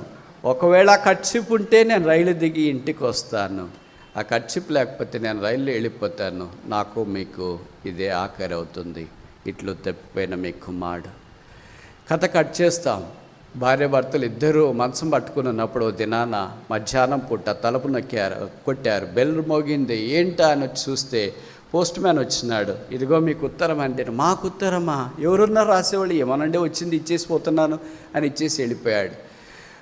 భర్త ఉత్తరం తీసుకున్నాడు, చదువును ఆరంభించినాడు. ప్రేమగల తల్లిదండ్రులకు తప్పిపోయిన మీ కుమారుడు రాయి ఉత్తరం ఏమనగా, మీరు నన్ను మందలించిన కారణం చేత 10వ తరగతి ఫెయిల్ అయినానని మీకు ముఖం చూపించడానికి ఇష్టం లేకుండా మీకు దూరంగా వెళ్ళాను. ప్లాట్ఫామ్లో తిరిగాను, అక్కడే తిన్నాను, అక్కడే పడుకున్నాను. రోగశయ్య మీద ఇప్పుడు నేను ఉన్నట్లు అనిపిస్తుంది. నా ఆరోగ్యం క్షీణించింది. నేను చనిపోవటానికి సిద్ధంగా ఉన్నాను కనుక చావులోనైనా మిమ్మల్ని చూసి ఈ లోకాన్ని విడిచిపెడదామని తలస్తున్నాను. కానీ నేను రావాలనుకుంటే ఒకే ఒక గుర్తు, మన ఇంటికి వెలపట నా వేప చెట్టు పైన తెల్లని కట్చిప్ ఒకటి వేలాడదీస్తే నేను వచ్చి ఆ దినాన కట్చిప్ చూస్తాను, రైలు దిగుతాను, మీ ఇంటి దగ్గరికి వస్తాను. మన ఇంటికి వెనకున్న చెట్టు మీద తెల్లని కట్చిప్ లేకపోతే నేను రైల్లో వెళ్ళిపోతా, చీకట్ట కలిసిపోతా. నాకు మీకు ఇదే. తండ్రి ఆ ఉత్తరం చదువుకున్నాడు. ఇది నిజంగా నా కొడుకు రాసిందేనా, ఎవరన్నా నన్ను మోసం చేయడానికి ఫేక్ లెటర్ పంపించినారా? చూస్తే హ్యాండ్ రైటింగ్ అదే, సంబోధన అదే, ఆ పదాలు అమెరికాదే, పద ప్రయోగం అదే. నా కొడుకే ఉన్నాడా, వస్తున్నాడా, ఉన్నాడా, వస్తున్నాడా. అలాగే సంతోషంతో ఆ తలుపు దగ్గరే కూలిపోయాడు. ఇప్పుడు భార్య లోపట ఉంది కదా, ఎవరో బెల్ల కొట్టాడు, ఈయనెళ్ళి తలుపు తీసింటాడు. ఇంకా రాలేదేంటి అని ఆమె ఉన్న బలమంతా కూడగట్టుకొని మంచం మీద 2 లేచి వస్తే ఈయన ఇక్కడ కూర్చొని ఉన్నాడు. ఏంటండి ఇక్కడ కూర్చొని ఉన్నారు? ఏడుస్తున్నాడు. ఏం జరిగింది వచ్చి ఆయన కాళ్ళు ఏళ్ళు పట్టుకుంటా ఉంది. ఏం జరిగింది? ఆయన మాట్లాడకుండా ఆయన దగ్గర ఉన్న ఉత్తరం తీసి తన భార్యకి ఇచ్చినాడు. ఉత్తరం చదివింది. ఆమె కళ్ళు జలపాతాల వలె అయిపోయాయి. ఇద్దరు కలిసి ఒకరినొకరు పట్టుకొని ఏడ్చినారు. అది రానే వచ్చింది. జనవరి 16వ తారీఖు రైలు పోతుంది. ఇక్కడ ఇంటికి వెలపట రాత్రంతా ఏం చేశారో తెలుసా? కొడుకు ఏం కట్టమన్నాడు? డాడీని కట్చిపు కట్టు తెల్లది అన్నాడు. వాళ్ళ నాన్నగారు కట్చిపే కాదు, తెల్ల లుంగి, తెల్ల టవాలు, తెల్ల బనీను, వాళ్ళ అమ్మ తెల్ల టవాలు, వారింట్లో తెల్ల బెడ్షీట్లు, తెల్లవన్నీ తీసుకొని చెట్టంతా తెల్లగా చేసేసారు. ఆ ఉదయం కొరికి ఎదురు చూస్తున్నారు. విశాఖకి వెళ్ళే సికింద్రాబాద్ నుండి రైలు రానే వచ్చింది. దాదాపు 8:30 ప్రాంతంలో నల్గొండలో దిగబోతుండగా బయట ప్లాట్ఫామ్ క్లియరెన్స్ కొరకు ఆగింది. తన కుమారుడు నిక్కర్ మాత్రమే ఉండి మాసిపోయి చొక్కా అంతా రైల్లో క్లీన్ చేయడానికి వాడతారు కదా పిల్లలు, అలాగ వాడి చొక్కా లేకుండా భుజం మీద వేసుకున్నాడు. ఒక చీపురు పట్టుకున్నాడు. వచ్చింది కదా నల్గొండ, మా ఇల్లు ఇక్కడే కదా, చెట్టు ఉందా లేదా చూడడం ఆరంభించారు. తన కళ్ళు తనే నమ్మలేకపోయాడు. చెట్టుకు కట్చిప్ కట్టమంటే అంత తెల్లకి కట్టేశారు. మా అమ్మ నాన్న ఉన్నారా? లైట్లు వేశారు, షామేనా కట్టారు, ఏదో జరుగుతున్నట్లుంది. కానీ చెట్టంతా తెల్లగా ఉంది. నేను దిగి వెళితే నన్ను స్వీకరిస్తారంటానికి ఇంతకంటే రుజువు ఏం కావాలని అనుకున్నాడు. రైలు ఆగింది, దిగాడు, ఇంట్లోనికి వెళ్ళబోతున్నాడు. వాళ్ళ నాన్న దూరం నుండి చూశాడు, పరుగున దగ్గరికి వచ్చాడు, మీద పడ్డాడు, ముద్దు పెట్టుకున్నాడు. కుమారుని ఇంట్లోనికి తీసుకుని వెళ్ళాడు. తల్లి వచ్చింది, తల్లి కుమారుని మీద పడింది.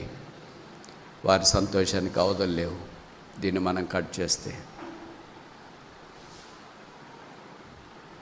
దేవుడు మనల్ని కూడా ప్రేమించినాడు. ఏదో మనం పొరపాట్లు చేసినప్పుడు ఆయన గద్దించినాడు, పాపం చేసినప్పుడు తిట్టాడు, తృణీకరించి శిక్షించినాడు. ఆయన విడిచిపెట్టినాడేమో అని అనుకున్నట్లు ఆయనకు దూరంగా వెళ్ళిపోయాం. దేవుడు నాకు చదువు ఇవ్వలేదు, ఉద్యోగం ఇవ్వలేదు, పెళ్ళి ఇవ్వలేదు, పిల్లల్ని ఇవ్వలేదు, నాకు ఎల్డర్షిప్ ఇవ్వలేదు, నన్ను గొప్పగా చేయలేదు, వాడుకోలేదు. ఇంక దేవుని దగ్గరికి వెళ్ళను, మందిరానికి వెళ్ళను, వాక్యం చదువును, ప్రార్థన చేయను, సేవ చేయను, ఇక దేవుడికి నాకేం సంబంధం లేదు అనుకొని భవిష్యత్తు వెళ్ళిపోయావేమో. ఆ కథలోని తండ్రి అయితే తన కుమారుని కొరకు తన వస్త్రాలు తెల్లని మాత్రమే అక్కడ ఉంచినాడు. ఇప్పుడు నువ్వు కూడా ఒక ఉత్తరం రాస్తే, ప్రభువా నేను నీ యొద్ద నుండి దూరంగా వెళ్ళిపోయాను, కానీ రావాలని కోరుతున్నాను, నాకు కూడా ఒక తెల్లటి కర్చీపు చెట్టు కడతావా?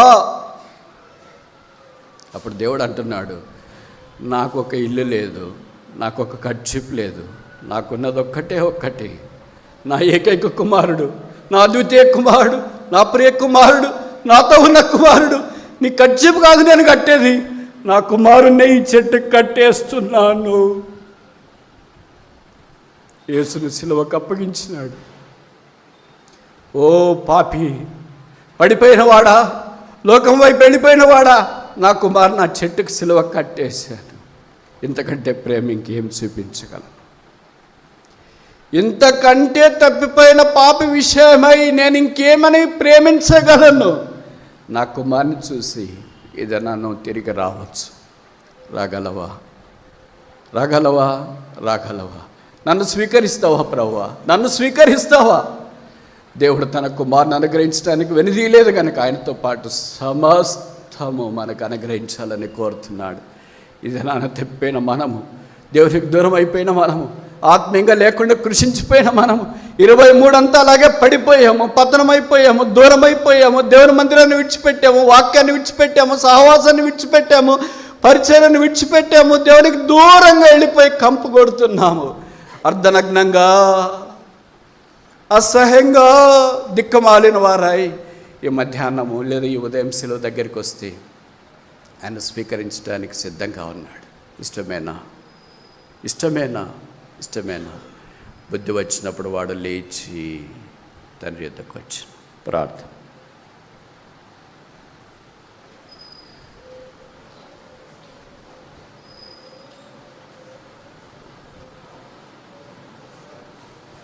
యేసు వల్లే ప్రేమించేవారు ఎవరున్నారు? దేవుడు తన కుమారుని మన కొరకు చెట్టుకు కట్టేశాడు. బైబిల్లో రాయబడింది, ఇలాగ చేయట తండ్రికి ఇష్టమాయన. ఆ కుమారుని చూచి ఈ ఉదయకాలం తిరిగి ఆయన దగ్గరికి వస్తామా? ఏమి తెలిసి ఇంకా దూరంగా వెళ్ళిపోతా? ఏమి తెలిసి మునికోలకి ఎదురుతనుతా? ఏ చేదు యేసు ప్రభువులో నువ్వు చూచి దూరంగా ఉన్నావు? ఏ పాపం యేసులో చూచి ఆయన దగ్గరికి రాకుండా ఉన్నావు? ఏ దోషము యేసులో చూచి యేసుకు దూరంగా సాగిపోయావు? ఇప్పుడు నేను చెప్పే ఈ మాటలు యేసును అంగీకరించిన వారి కొరకు కాదు. యేసును అంగీకరించి కొంతకాలం వెంబడించి ఆయనతో ఉండి ఆయన కొరకు జీవించి పరిస్థితులను బట్టి జీవితంలో ఓడిపోయి, సోలిపోయి, డస్సిపోయి, బైబిల్ చదవడం మానేసి, ప్రార్థన చేయడం మానేసి, మందిరికి రావడం మానేసి, సేవలో ఎక్కివించడం మానేసి, జీవితాన్ని భ్రష్టపట్టించుకుని, దివాళా తీయించుకుని, ఏం చేయాలో దిక్కుదోచుకున్న విశ్వాస లోకానికి మాటలు తిరిగి మధ్యాహ్నం ఉదయం ఆయన దగ్గరికి రావచ్చు. యేసు ప్రభువా, నేను దూరం అయిపోయాను, కానీ దగ్గరికి రావాలనుకుంటున్నాను. నీ గాయాన్ని నేను రేపాను, కానీ తిరిగి నీ దగ్గరికి రావాలనుకుంటున్నాను. నువ్వు నా కొరకు నీ కుమారుని శిలువకు అప్పగించావు దేవా, అంతకంటే ప్రేమ ఇంకేమీ నేను నీ ఎదురు నుండి కోరలేను. ఆ కుమారుని చూసి నీ ఎద్దకు వస్తున్నాను. నన్ను స్వీకరించువా? అబ్రహాం వలె నన్ను ఆశీర్వదించువా? యాకోబు వలె నన్ను ఆశీర్వదించువా? యెహోషువ వలె నన్ను విజయభూమి మీద నిలబెట్టవా? అబ్రహాము లేచినట్లు, యాకోబు లేచినట్లు, యెహోషువ లేచినట్లు, తప్పేని కుమారుడు లేచినట్లు నేను కూడా లేచి వస్తున్నా. నా చేయి పట్టుకో. ఇదే మీ ప్రార్థన అయితే మేము మీ కొరకు ప్రార్థన చేయటానికి వీలుగా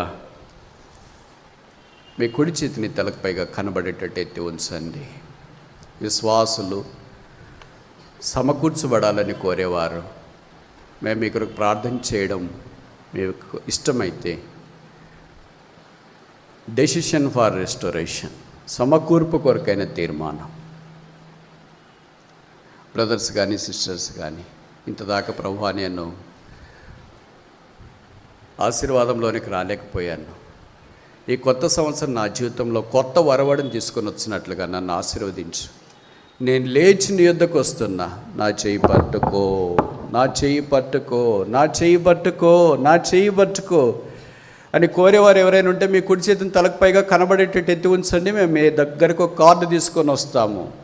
సోదరుడా, దేవుడు మీ తీర్మానం అంగీకరించిన గాక. సోదరుడా, దేవుడు మీ తీర్మానం అంగీకరించిన గాక. చెల్లి, దేవుడు మీ తీర్మానం అంగీకరించిన గాక. మిగతా వాళ్ళు కళ్ళు మూసుకోండి. కళ్ళు మూసుకొని చెయ్యెత్తండి. కళ్ళు మూసుకొని హృదయం తెరిచి చెయ్యెత్తండి. యేసు, నన్ను సమకూర్చు యేసు, నేను కూడా తిరిగి లేస్తాను, నీ యొద్దకు వస్తున్నాను, నీ సిలువను కాదు నేను ఎక్కడికి వెళ్ళగలను, నీ సిలువే నాకు శరణ్యము, నీవే నాకు దాగుచోటు, నీ దగ్గరికే నేను వస్తున్నాను అని కోరేవారు ఉంటే మేము మీ కొరకు ప్రార్థన చేయడానికి వీలుగా మీ కుడి చేతిని తలపైగా కనబడేటట్టు తిట్టి ఉంచండి.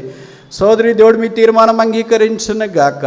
మీ సహోదరి దేవుడు మీ తీర్మానం అంగీకరించును గాక. సహోదరుడ దేవుడు మీ తీర్మానం అంగీకరించును గాక. సహోదరుడ దేవుడు మీ తీర్మానం అంగీకరించును గాక. మీ తీర్మానం అంగీకరించును గాక. మీ చెయ్యి పట్టుకున్నాను గాక. మీరు లేచి వత్తురుగాక. మీరు ఆశీర్వాదముగా ఉందరుగాక. మీరు గొప్ప జనముగా ఉందరుగాక. దేవుడు మీ చీకటిని వెలుగుగా చేయనుగాక. మీ దుఃఖ దినములు సమాప్తమగునుగాక. ఇంకా ఎవరైనా ఉన్నారా? పర్వాలేదులే అనుకోవచ్చు. ప్రభువా, ఈ దుప్పటి తీసుకోవటానికి నేను కూడా ఉన్నాను. భక్సింగ్ గారి వార్తారం అయిపోయింది, ఇప్పుడు వారు ఇచ్చిన దుప్పటి తీసుకోవటానికి నేనున్నా, నన్ను వాడుకో, నన్ను నన్ను నన్ను నన్ను నన్ను వాడుకో. ఇంకెవరైనా ఇంకా ఎవరైనా ఇంకా ఎవరైనా ఇంకా ఎవరైనా? సహోదరి దేవుడు మిమ్మల్ని కరుణించును గాక. మీ తీర్మానం అంగీకరించును గాక. మీ మీద దుప్పటి వచ్చును గాక. మీరు క్యాండిల్ చేయబట్టుకుందరుగాక. మీరు క్రీస్తు కొరగా విజయశాలుగా జీవించుదరుగాక. కళ్ళు మూసుకోండి, కళ్ళు మూసుకొని హృదయం తెరవండి, తీర్మానం చేసుకోండి. నిత్యత్వం కొరకైన తీర్మానము. యూత్ క్యాంపు వచ్చినారు, గెరోజింలో కూర్చున్నారు, దేవుని మాటలు విన్నారు, ఏదో వెళ్ళిపోతున్నాం కాదు. ఈ దినాన నువ్వు చేసుకునే తీర్మానం నిత్యత్వం కొరకు నీ జీవితాన్ని, నీ చుట్టూన్న 4 తరాల జీవితాల్ని ప్రభావితం చేయటానికి కొరకే దేవుడు కోరుతున్న అవకాశం. కాదనొద్దు, త్రోసివేద్దు, పర్లేదులే అని అనుకోవద్దు. ఇంకెవరైనా ఎక్కడైనా ఉన్నారా? ఇంకా ఎవరైనా ఎక్కడైనా ఉన్నారా? ఇంకా ఎవరైనా ఎక్కడైనా ఉన్నారా? కార్డు తీసుకునే వాళ్ళు చేయించండి. కార్డు తీసుకునే వాళ్ళు చేయించండి. సహోదరుడ దేవుడు మీ తీర్మానం అంగీకరించును గాక. మిమ్మల్ని కక్కులు పెట్టబడిన పదనైన నిర్పిడిమానుగా చేయను గాక. మీ చేయి పట్టుకున్నాను గాక. మీ మీదకి దుప్పటి వచ్చును గాక. Arise and shine. సహోదరుడ దేవుడు మిమ్మల్ని కాడించును గాక. మీ చేయి పట్టుకున్నాను గాక. మీరు లేచి ప్రకాశింతురు గాక. మీ మీదకి వెలుగు వచ్చినది లెమ్ము. Arise arise arise.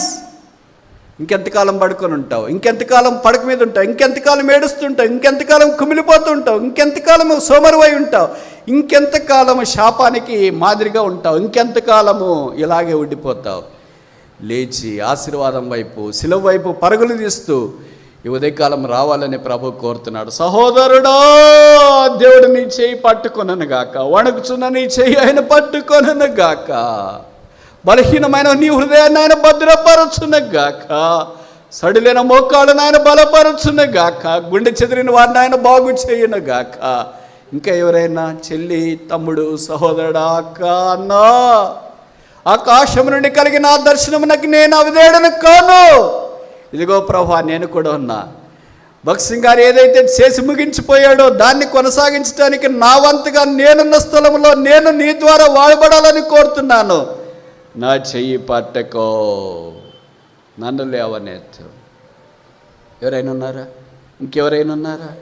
ఇంకెవరైనా ఉన్నారా? సహోదరి దేవుడు మిమ్మల్ని కరుణించును గాక. అక్క, ముందుకు రండి. చెల్లి, దేవుడు మీ చేయి పట్టుకున్నాను గాక. సహోదరి, దేవుడు మిమ్మల్ని కరుణించును గాక. మీ చేయి పట్టుకున్నాను గాక. మీరు శాశ్వత శోభాతిశయముగా ఉందరు గాక. బహుతరములకు సంతోష కారణముగా ఉందరు గాక. మీ దుఃఖ దినములు సమాప్తమగును గాక. మీరు లేచి తేజరిల్లుదురుగాక. మీ మీదికి ఆయన వెలుగు ప్రకాశించునుగాక. జనముల ఐశ్వర్యం మీరు అనుభవింతురుగాక. దాదులు నీకు ఉపచారము చేయుదురుగాక. వారు రాజులు నీకు పరిచర్య చేయుదురుగాక. నీవు అనేకులకు ఆశీర్వాదముగా ఉందువుగాక. ఇంకా ఎవరైనా? ఇంకా ఎవరైనా? ఇక్కడ దాకా దేవుడు నేను తీసుకుని వచ్చినాడు. ఇలాగే ఖాళీగా వచ్చి ఖాళీగా వెళ్ళొద్దు. ఇలాగే వారాలు గడిచిపోయాయి, మాసాలు గడిచిపోయాయి, సంవత్సరాలు గడిచిపోయాయి. ఈరోజు అలా గడిచిపోకుండా గాక. యేసు, యేసు, కల్వరి నాథుడా, నా చేయి కూడా పట్టుకో. నీ రక్త ప్రవాహం నా మీద కూడా పంపించు. నన్ను కూడా వాడుకో. ఎవరు లేరా? ఎవరు లేరా? ఎవరు లేరు? ఇలాంటి అక్రందన నీది కాదా? ఇలాంటి వేదన నీది కాదా? ఇలాంటి అంగలార్పు నీది కాదా? ఇలాంటి ఘోష నీది కాదా? ఇలాంటి భారము నీకు లేదా? ఇలాంటి తృష్ణ నీకు లేదా? ఇలాంటి ఆధ్యాత్మికమైన చింతన నీకు లేదా? యేసు ప్రభు ద్వారా నేను వాడబడాలని కోరుతున్నాను. నా కొరకు కూడా ప్రార్థన చేయండి అని కోరేవారు లేరా? లేరా? లేరా? గెరేజీముకి వచ్చి దైవ సాన్నిధ్యంలో ఉండి అవసరం లేదని ఇలాగే దాటిపోవటానికి ఇష్టపడతావా? సహోదరి, దేవుడిని చేయి పట్టుకున్నాను గాక. బలహీనలైన బలపరచును గాక. నీవు నిత్య జీవమానుభవంలోని కొత్తవు గాక. నేను దేవుడు ఆశీర్వదించును గాక. ఇంకెవరైనా? ఇంకా ఎవరైనా చివరిసారిగా అడుగుతున్నాం. మరలా అవకాశాలు రాకపోవచ్చు. ఇప్పటికే ఓడిపోయిన జీవితం చాలిక, పతనమైన జీవితం చాలిక, ఏడ్చిన జీవితం చాలిక, దసిపోయిన జీవితం చాలిక, కృంగిన జీవితం చాలిక. ఆ స్థలంలో నుండి లేయి. తప్పైన కుమారుడు లేకుండా అలాగే పందుల పుట్ట దగ్గర ఉంటే, వేరే దేశస్తుని చెంతే ఉంటే భవిష్యత్ కొంతకాలానికి అక్కడే చనిపోయేవాడు. బైబిల్లో రాయబడింది, అతడు చావగోరేను. అయితే దేవుడు ఆయన బ్రతికించాలనుకున్నాడు. అందుకే తండ్రి దగ్గరికి వచ్చాడు. నువ్వు బ్రతకాలనుకుంటే ఆత్మీయంగా, ఇతరులు బ్రతికించాలనుకుంటే ఆత్మీయంగా, నీవుగా ఈ పని చేసుకోలేవు. యేసు వద్దకు రా. యేసు ప్రభువా నన్ను బ్రతికించు. ఈ నది ఎక్కడ ప్రవహించిన అక్కడ సమస్తము బ్రతుకును. ఆ నదే యేసు. ఆ యేసు నీకొద్దా? ఆ యేసు నీకొద్దా? ఈ ఆనందము నీకొద్దా? ఈ భాగ్యము నీకొద్దా? చివరిసారిగా అడుగుతున్నాం, ఇంకెవరైనా ప్రభువా నేను ఆ దుప్పటి తీసుకోవటానికి సిద్ధంగా ఉన్నాను, ఆ సిలువ దగ్గరికి తీసుకురావటానికి సిద్ధంగా ఉన్నాను, ఆ సిలువ రక్తంలో కడగబడి నీ చేత వాడబట్టడానికి, ఆశీర్వదించబడటానికి సిద్ధంగా ఉన్నాను. దయచేసి నా చేయి పట్టుకో, నా చేయి పట్టుకో. ఇంకెవరైనా ఉన్నారా? ఇంకెవరైనా? మిగతా వాళ్ళు కళ్ళు మూసుకోండి. మిగతా వాళ్ళు కళ్ళు మూసుకోండి. ఎవరైనా కుర్చీలో కూర్చున్న వాళ్ళు, బయట ఉన్నవాళ్ళు, చెప్పుల స్టాండ్లో ఉన్నవాళ్ళు, కిచెన్ దగ్గర ఉన్నవాళ్ళు, పైన ఫ్లోర్లో, కింద ఫ్లోర్లో, ఎక్కడున్నా సహోదరి, దేవుడు మీ చేయి పట్టుకొనను గాక. నీ చేయి పట్టుకోండి కొరకు ఆయన చేతుల్లో మేకులు దించబడ్డాయి. ఇది నీ చెయ్యి ఆయన ఎలాగ వదిలేస్తాడు? నిన్ను కడిగి శుద్ధీకరించడం కొరకై సిలువలో నుండి రక్తం ప్రవహించింది. యేసు నిన్ను ఎలాగ విడిచిపెడతాడు? ఇంకెవరైనా యేసును అంగీకరించి రక్షణ పొంది ఆయా పరిస్థితులను బట్టి జీవితంలో కృంగిపోయి, డస్సిపోయి, సోలిపోయి, ఓడిపోయి, వెనకంజ వేసి ఇక యేసు కొరకు నేను జీవించలేను అని తీర్మానం చేసుకొని జీవితంలో విఫలమైపోయి, ఇక నాకు ఈ క్రైస్తవ జీవితం కుదరదని అనుకొని ఏదో యూత్ మీటింగ్ కదా వెళదామని భవిష్యత్తు వచ్చినావేమో. ఇది నా యేసు యొక్క సిలువ నీ దగ్గరికి అదే ప్రేమ చేత వస్తుంది. ఈ పాప స్థితి వచ్చి ఒప్పుకున్నప్పుడు ఎలాగో రక్షించడానికి ప్రేమతో ఆ యేసు సిలువ మీద నుండి నీ కొరకు చేతులు చాపాడు. ఆయన ప్రేమలో మార్పు లేదు. ఈ దినం కూడా నువ్వు పందుల తొట్టిలో ఉన్నా, పందుల దొడ్డి దగ్గర ఉన్నా, పందులు వేసే స్థితిలో ఉన్నా, ఎంత దూరం అయిపోయినా ఆ సిలువ ప్రేమలో మార్పు లేదు. With same love, with same compassion, అదే ప్రేమ, అదే వాత్సల్యత, అదే కనికరం, అదే జాలి, అదే దీర్ఘశాంతము. ఆయన నీ పొరపాట్లు ఎంచాడు, నీ తప్పులు గుర్తుపెట్టుకోడు. నువ్వు ఒప్పుకుంటే వాటిని క్షమించి శుద్ధీకరిస్తాడు, రక్తం చేత కడుగుతాడు. అందుకే ఆయన నీ దగ్గరికి వస్తున్నాడు. ఆయన్ని అంగీకరించడానికి లేదా ఆయన కొరకు తిరిగి లేచి నిలబడటానికి తీర్మానం చేసుకుని, ప్రభువా నన్ను కూడా వాడుకొని కోరిని మిమ్మల్ని యేసు నామమున అభినందిస్తున్నా. మీకు ఇవ్వబడిన డెసిషన్ కార్డులో ప్రే ఫర్ రెస్టరేషన్, సమకూర్పు కొరకు ప్రార్థన చేయండి అని మీ వివరాలు రాయండి. బ్రదర్ సిస్టర్స్కి ఇవ్వండి. దేవుడు మీరు చేసిన తీర్మానం అంగీకరించిన గాక. ఆన్లైన్లో కూడా ఎవరైనా అలాంటి తీర్మానం చేసినా, ఇక్కడికి వచ్చి ఎవరైనా మనసులో అలాంటి తీర్మానం చేసుకొని బయటికి చేయి చూపించలేకపోయినా, దేవుడు మీ తీర్మానం కూడా అంగీకరించిన గాక. ప్రార్థన.